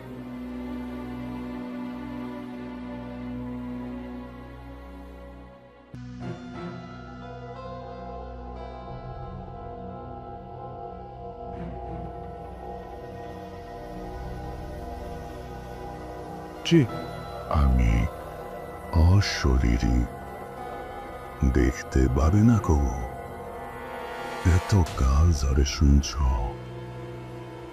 দেখি পাও না তবু। .com, The Fear Returns with Russell. Welcome back. আপনাদের সবাইকে স্বাগত জানাচ্ছি, আমি রাসেল। আশা করছি আপনারা সবাই ভালো আছেন, ভালোর দলে আছেন। আমিও ভালো আছি, ভালোর দলে আছি। এবং আরও একটি ঘটনা আপনাদের শোনাচ্ছি, যেভাবে লেখা আছে আমি সেভাবেই শুরু করছি। আসসালামু আলাইকুম রাসেল ভাই, আশা করি ভালো আছেন এবং ভালোর দলে আছেন। আমি অনলাইনে তেমন থাকতে পারি না পড়াশোনার ব্যস্ততার কারণে। আমি আগে জানতাম না যে ভূত.com নামে এমন একটি জাঁকজমকপূর্ণ প্রোগ্রাম হতে পারে। সুতরাং আমি আমার ফ্রেন্ডের মুখে ভূত.com-এর কথা শুনে যুক্ত হয়ে যাই। আপনাকে ধন্যবাদ জানাই। আমি ওবায়দুর বলছি, সিরাজগঞ্জের সদর উপজেলার কোনো এক জায়গা থেকে। ঘটনার শেষে আমার ফোন নাম্বার শেয়ার করলাম। প্রথমবারের মতো ঘটনা পাঠাচ্ছি, যদি ভালো লাগে পড়ে শোনাবেন, কারণ আপনার মুখে ইমেল শুনতে অনেক পছন্দ করেন, এরকম অনেক কিছু লিখেছেন, সেটা আমি আর নাই বা পড়লাম। আমি তারপরে ঘটনায় যাচ্ছি। যাই হোক, কথা না বাড়িয়ে মূল ঘটনায় যাই। আমি এখন যে ঘটনাটি বলছি, ঘটনাটি ঘটে যায় 2021 সালের ঈদুল আজহার কিছুদিন পরে আমার চাচির ভাই আমার মামার সাথে। বিশেষ কারণে আমার মামার ছদ্মনাম দিলাম নীরব। আমি আর মামার সমবয়সী। 2015-তে আমরা যখন 5ম শ্রেণীতে পড়ি, তখন আমার নানি ক্যান্সার আক্রান্ত হয়ে মারা যান। তখন থেকেই মামা আমাদের বাসায় থাকেন। পড়াশোনার পাশাপাশি মামা আমার কাকুর দোকানে কাজ করতেন। আমরা জয়েন্ট ফ্যামিলিতে হওয়ায় তখন থেকে আমি মামার সাথেই থাকি। ইভেন এখনও আছি, দুজন একই বিছানায় ঘুমাই। ঘটনা বোঝার সুবিধার্থে আমি কিছু কথা বলে রাখি। নীরব, আমি, আমার চাচাতো ভাই, আমার ফুফাতো ভাই, আমরা একসাথে মিশতাম। রাত 1টা বা 2টা হোক, আর পথটা যত দুর্গমই হোক আর দূরেই হোক, আমরা গন্তব্যের উদ্দেশ্যে বের হতাম এবং সেখানে যেতাম।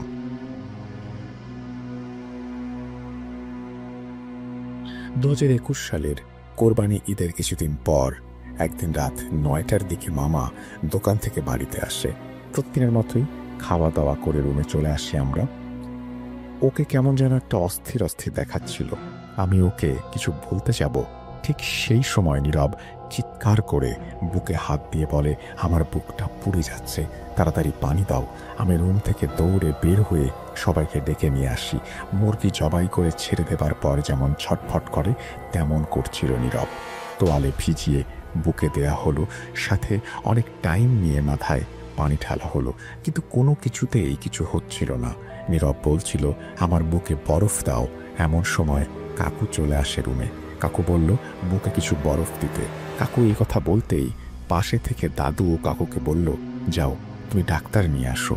যথারীতি ফ্রিজ থেকে বরফ নিয়ে এসে আমার হাতে দেয়া হয় এবং আমি তোয়ালের ভেতরে বরফের টুকরোগুলো তুলে নীরবের বুকে চেপে ধরি। নীরব আমাকে বলছে, আরও বরফ দাও। আমার হাত অবশ হয়ে যাচ্ছিল, তবুও নীরব বলছিল, আরও দাও। আর ছলছল চোখে নীরব সবার দিকে তাকাচ্ছিল। দেখে মনে হচ্ছিল এটি তার শেষ দেখা।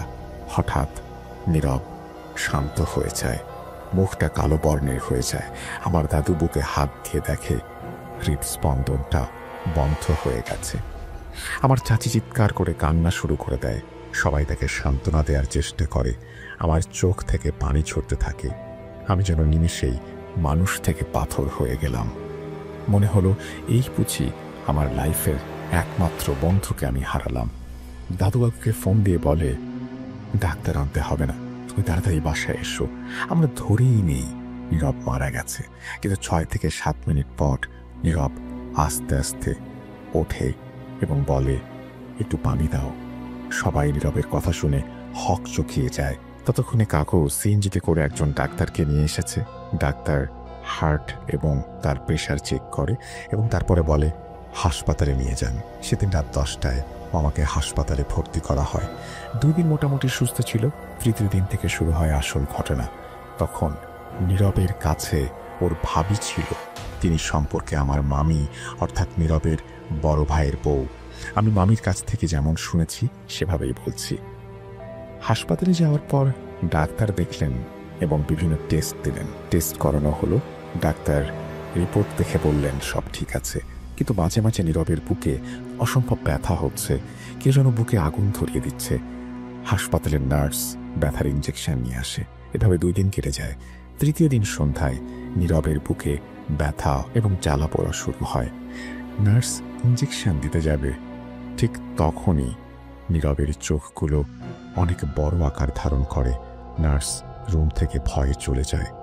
তার পরদিন সেদিন রাত 9টার দিকে হঠাৎ নীরবের শরীর ঝাঁকুনি দিয়ে ভয়েস পরিবর্তিত হয়ে যায়। মামি বুঝতে পারে নীরবের শরীরে কোনো অশরীরই ভর করেছে। মামি কাকুকে ফোন দিয়ে সব ঘটনা জানায়। কাকু তার পরিচিত এক হুজুরকে নিয়ে রাত 10টায় হাসপাতালে আসে। হুজুর 2টা তাবিজ দেন আর বলেন, আমি এখানে কোনো চিকিৎসা করাতে পারবো না, কাল সকালে বাসায় নিয়ে যান, তারপর দেখি কি চিকিৎসা দেয়া যায়। এই বলে হুজুর হাসপাতাল থেকে চলে যান। সেদিন রাত 1টার দিকে নীরব হঠাৎ নিজের গলা চেপে ধরে, নিজের পা দিয়ে ফ্লোরে আঘাত করতে থাকে। পরক্ষণেই গলার স্বর পাল্টে অন্য স্বর হয়ে যায়। আমার মার সাথে জিন হাজির হতো আগে থেকেই, তাই আমি তেমন ভয় না পেয়ে নীরবের সাথে থাকা অশরীরীকে সব জিজ্ঞেস করছি। বললাম, নীরবকে এমনভাবে কষ্ট কেন দিচ্ছে? তখন নীরবের সাথে থাকা অশরীরী বলে, সে নীরবের সাথে একা থাকে না, আরও 4 জন থাকে। তারা অনেক দিন ধরে, অনেক বছর ধরে তার সাথে আছে। ওর মা যখন মারা যায় তখন থেকেই তারা ওর সাথে থাকে এবং কখনো কোনো ক্ষতি করবে না তারা। কাল নীরবকে হাসপাতাল থেকে বাসায় নিয়ে যেতে বলে এবং বলে যে ওর না হলে অনেক ক্ষতি হয়ে যাবে। এই বলে মামি তার কথা শেষ করলেন। পরদিন সন্ধ্যার দিকে নীরবকে হাসপাতাল থেকে বাসায় নিয়ে আসা হয়। মাগরিবের আজান হচ্ছে, সেই সময় আমি হঠাৎ সিএনজির আওয়াজ পেয়ে গেটে যাই এবং নীরবকে দেখি। তখন নীরবের সাথে তার অশরীরীর উপস্থিতি ছিল। আমাকে দেখে নীরব হাত ধরে আমার রুমে আসে। সবাই দেখতে এসেছিল নীরবকে, কিন্তু নীরব কাউকে রুমে প্রবেশ করতে দিল না। আমাকে বলল, তুই রুমে আয়। আমি রুমে গিয়ে নীরবের পাশে বসলাম। নীরব আমাকে বলল, দরজা বন্ধ করে দে। আমি বললাম, কেন? নীরবের সাথে থাকা অশরীর গলায় সে বলল, যেটা বলছি সেটা কর। আমি তার কথা মতো দরজা বন্ধ করে দিলাম। আমার হাত কাঁপছে। এমন সময় নীরবের সাথে থাকা অশরীরী বলছে, আমার পাশে বস। আমি বসে পড়লাম এবং সে বলল, তুই তো নীরবের মতোই অনেক ভালো, মাশাল্লাহ। অশরীর কথা শুনে আমার গায়ের লোম দাঁড়িয়ে যায়। একবার ভাবুন তো, একটা ঘরে আপনি একা যার সাথে বসে আছেন, তার সাথে থাকা অশরীরী যদি আপনার সাথে কথা বলে, আপনার কেমন লাগবে?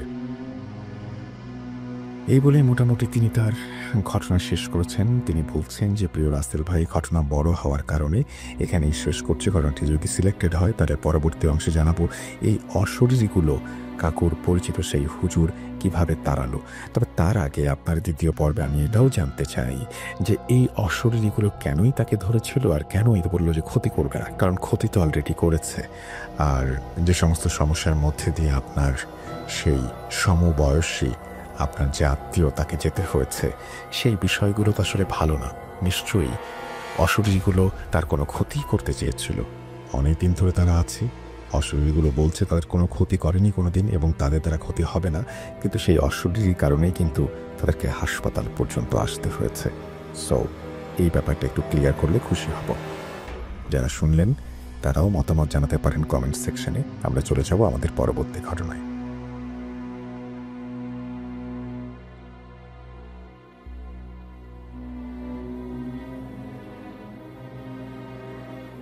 Spirit, be here with me.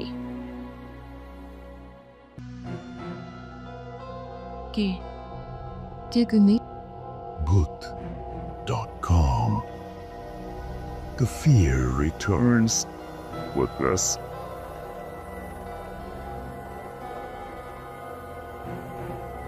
আরও একবার আপনাদের সবাইকে স্বাগত জানাচ্ছি আমি রাসেল। আশা করছি আপনারা সবাই ভালো আছেন, ভালো তলে আছেন। আমি বেশি কথা বলতে চাই না, শুধুমাত্র এটা বলতে চাই আমাদের ইমেল অ্যাড্রেস rasel.bhoot.com@gmail.com। আপনারা ঘটনা পাঠান। আমরা দারুণ কিছু অডিও ক্লিপ শুনতে চাই, পেতে চাই আপনাদের কাছ থেকে। অবশ্যই আমাদেরকে অডিও ক্লিপ পাঠিয়ে দেবেন। আমরা এখন যেটা করব, আমরা পরবর্তী ঘটনায় যাব। আশা করছি সাথেই থাকবেন আমাদের। আজকে আমি যে ঘটনাটি শেয়ার করব সেটি আমার সাথে ঘটা। আসসালামু আলাইকুম রাসেল ভাই, আশা করি ভালো আছেন। আমিও ভালো আছি। বিগত কয়েকদিন আগে আমি একটি ঘটনা শেয়ার করেছিলাম ইমেলের মাধ্যমে, কিন্তু তা কেন জানি না রিজেক্ট হয়ে এসেছে। সেই ঘটনা আমি আবার রিপিট করলাম, কেননা সেটি একদম সত্য ঘটনা, যেটি আমার সাথে ঘটেছে। যে ঘটনাটি ঘটেছিল সেটি 2021 সালে। আমি গ্রামে ছিলাম, তাই একটু চঞ্চল প্রকৃতির। সবসময় দুষ্টামি করতাম, বন্ধুদের সাথে খেলতাম সারা বিকাল, তারপর সন্ধ্যা হলে বাড়ি ফিরে যেতাম। তখন এভাবে চলতে থাকে দিনকাল। হঠাৎ একদিন ঘরে নেট না পাওয়াতে আমি বাইরে চলে গেলাম একটা গাছের নিচে। আমাদের বাড়ির পাশেই গাছ, সেখানে বসে মোবাইল দেখতেছিলাম আর ওই ভিডিও দেখতেছিলাম। আর যে গাছে তুলে আমি মোটামুটি প্রায় সব সময় এসে বসতাম, মাঝে মধ্যে আসতাম, ভিডিও দেখতাম, তারপর চলে যেতাম। কেননা আমাদের বাড়িতে নেট পেত না, গ্রামে থাকার কারণে বাড়িতে নেট পেত না। এই জন্য সবসময় গাছের নিচে বসে ভিডিও দেখতাম। কিন্তু হঠাৎ একদিন দেখতে দেখতে তার থেকে এক আওয়াজ আসলো। তখন আমি অবাক হয়ে পিছনে তাকালাম, দেখলাম একটা সাদা আকৃতির একটা লোক দাঁড়িয়ে আছে। সে আমার নাম ধরে ডাকলো। আমি তখন এতটা ভয় পাই নাই, কেননা তখন রাত 11টা, 11:30 এরকম বাজে। আমি সালাম দিলাম, সে সালামের উত্তর দিল। তারপর তার সাথে অনেক কথা হয়। সে আমাকে জিজ্ঞেস করলো এখানে কেন বসে আছে তোরা। আমি বললাম এমনিতেই ভিডিও দেখতেছি, সেই জন্য এখানে বসে আছি।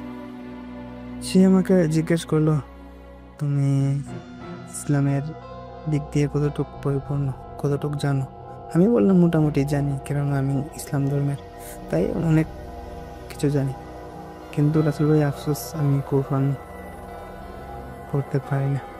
ছোটোবেলায় অনেক দুষ্ট থাকার কারণে মাত্তবে বেশি যাওয়া হতো না।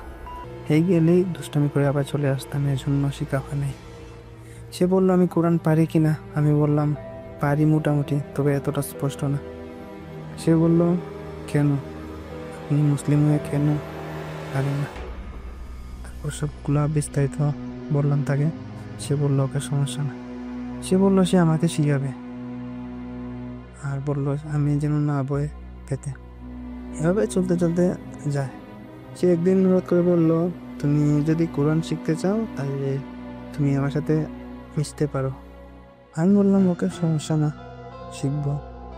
তবে তখন দুষ্ট প্রকৃতি থাকার কারণে এতটুকু বই পাইনি, কেননা সে প্রথমে বলেছিল বই না পেতে, এজন্য এতটুকু হয় নাই, কেননা তার সাথে আমার বন্ধুত্ব এরকম একটা সম্পর্ক তৈরি হয়ে গিয়েছিল।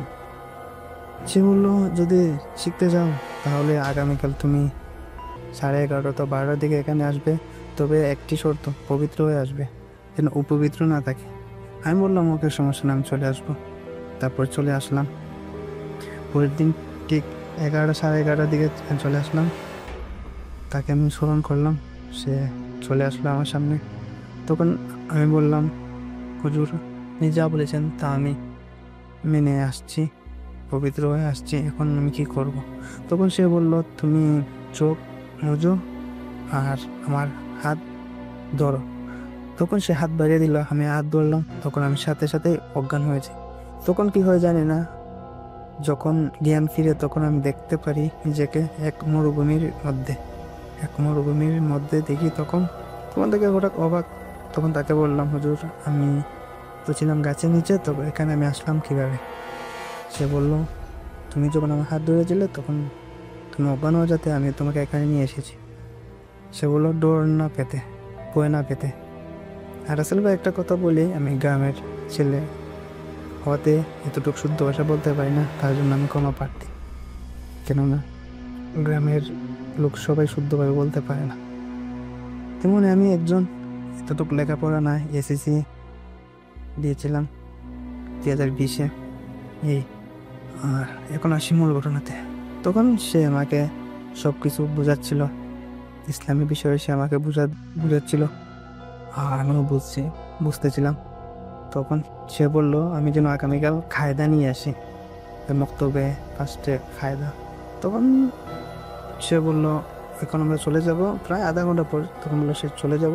আমি বললাম ওকে। তখন সে আবার বললো চোখ বন্ধ করতে, আমি চোখ বন্ধ করলাম। আবার সেই গাছের নিচে আমাকে নিয়ে আসলো। তখন বললো যাও, পিছনে না তাকিয়ে সামনের দিকে তাকিয়ে আমি চলে যেতে। তখন আমি এভাবে চলে আসলাম রুমে। তখন ঘুমাইছিলাম। তারপর সকাল হলো, ঠিক আগের মতো চলতে থাকলাম, ঘুরতে থাকলাম, বন্ধুদের সাথে ঘুরতে থাকলাম। পরের দিন খায়দা নিয়ে গেলাম, ঠিক আগের মতন রুমের মধ্যে গেলাম। তখন কায়দা আমাকে প্রথম যে আরবি হরফগুলো আছে না আমাকে শেখালো। এভাবে শিখতে শিখতে প্রায় 15 থেকে 20 দিন চলে গেল। আমি কায়দাটা আলহামদুলিল্লাহ কিছুটা শিখে ফেলেছিলাম। তবে হঠাৎ আমি বুঝতে পারি নাই যে আমার মধ্যে পরিবর্তন চলে আসছে, কিন্তু পরিবারের সবাই জান এই দেখলো যে আমার মধ্যে পরিবর্তন চলে আসছে। কেননা আমি আগে সবার সাথে মিশতাম, গল্প করতাম, বিকেল হলে খেলার যেতাম, কিন্তু এখন তা করি না। এখন সারাদিন রুমে থাকি, নামাজ পড়ি, মোবাইল আগের থেকে হোম দেখি। এই জন্য রুমের লোকের ঘরের লোকের একটু সন্ধ্যে চলে আসতে লাগলো।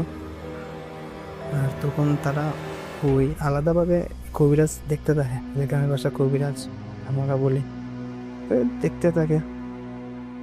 তা আমি জানতাম না। তখন এভাবে যেতে যেতে হঠাৎ করে একদিন ওই তার সাথে ছুটি রাসেল ভাইয়া, কেননা এটা আমার সাথে ঘটে যাওয়া করো না, কিন্তু আমি অনেক আগের টাকা করে নেয়, মাঝে মধ্যে ভুলে যাচ্ছি। এভাবে চলতে থাকে।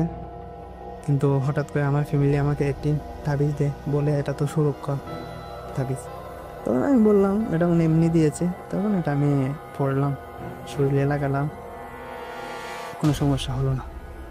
তবে দেখতে দেখতে দেখতে দেখতে প্রায় 1.5 থেকে 2 মাস চলে গেল। আমার সাথে কোনো কিছু ঘটে নাই। তারপর আমিও একটু চিন্তিত হলাম যে আগে ওকে স্মরণ করলে ও চলে আসতো, কিন্তু এখন আসে না। প্রতি রাতে যেতাম 11টার দিকে, তারপর ভাড়া দিয়ে চলে আসতো, আমাকে স্মরণ করতাম, কিন্তু ও আসতো না। তখন নিজেকে তখন খারাপ লাগতো, তখন চলে আসতাম। কিন্তু রাসেল ভাইয়া হঠাৎ একদিন ঘুমেছিলাম, কিভাবে আমার গলা থেকে তাবিজটা পড়ে যায়।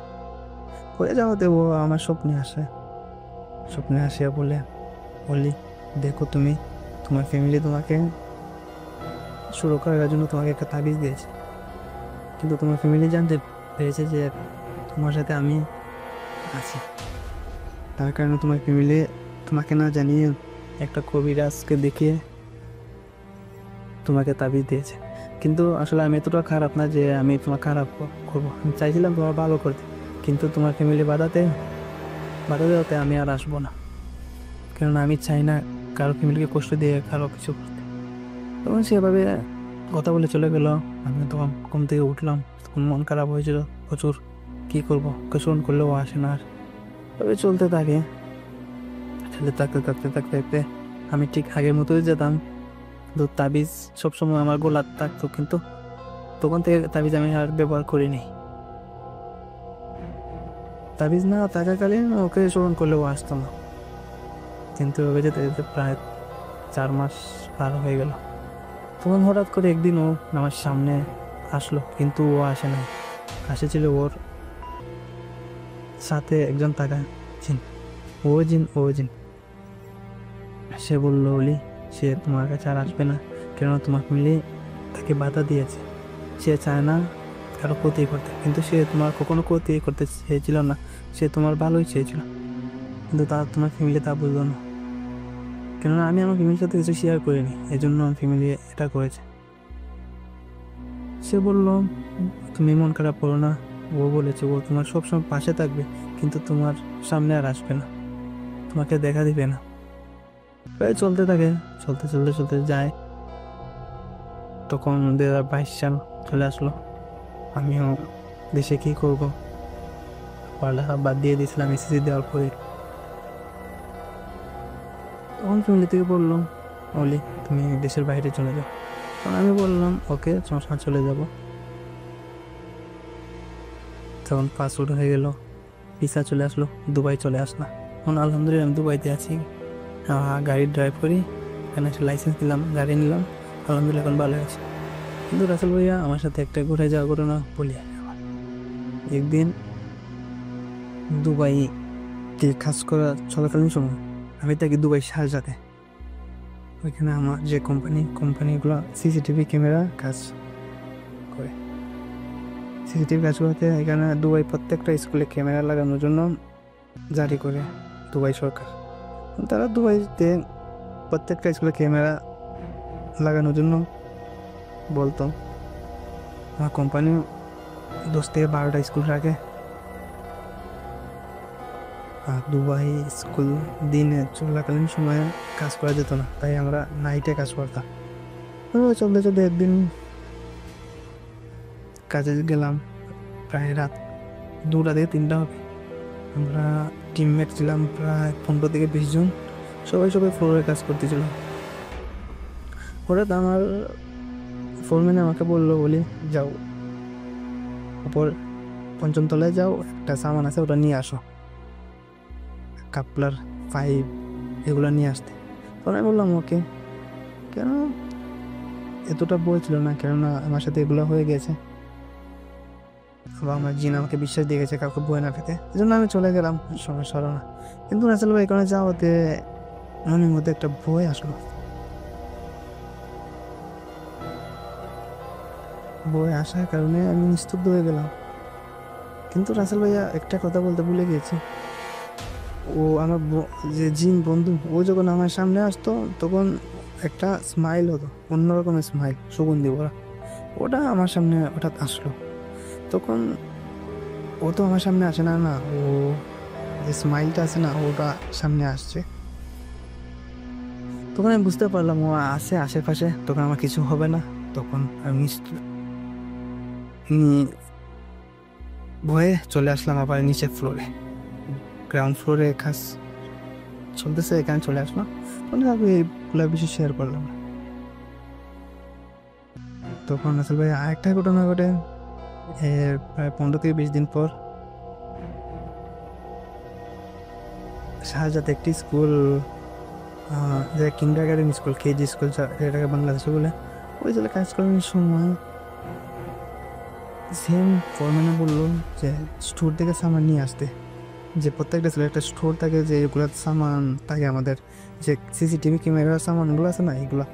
তখন বললাম ওকে যাইতেছি, কিন্তু রাসেল ভাই একটা বিষয়, যে স্কুলে একমাত্র সিকিউরিটি ছাড়া স্কুলে অন্য কেউ প্রবেশ করতে পারবে না। অন্য কেউ প্রবেশ করলে প্রবেশ করবে, কিন্তু বাচ্চা তো আর প্রবেশ করবে না, 4 থেকে 5 বছরের বাচ্চা।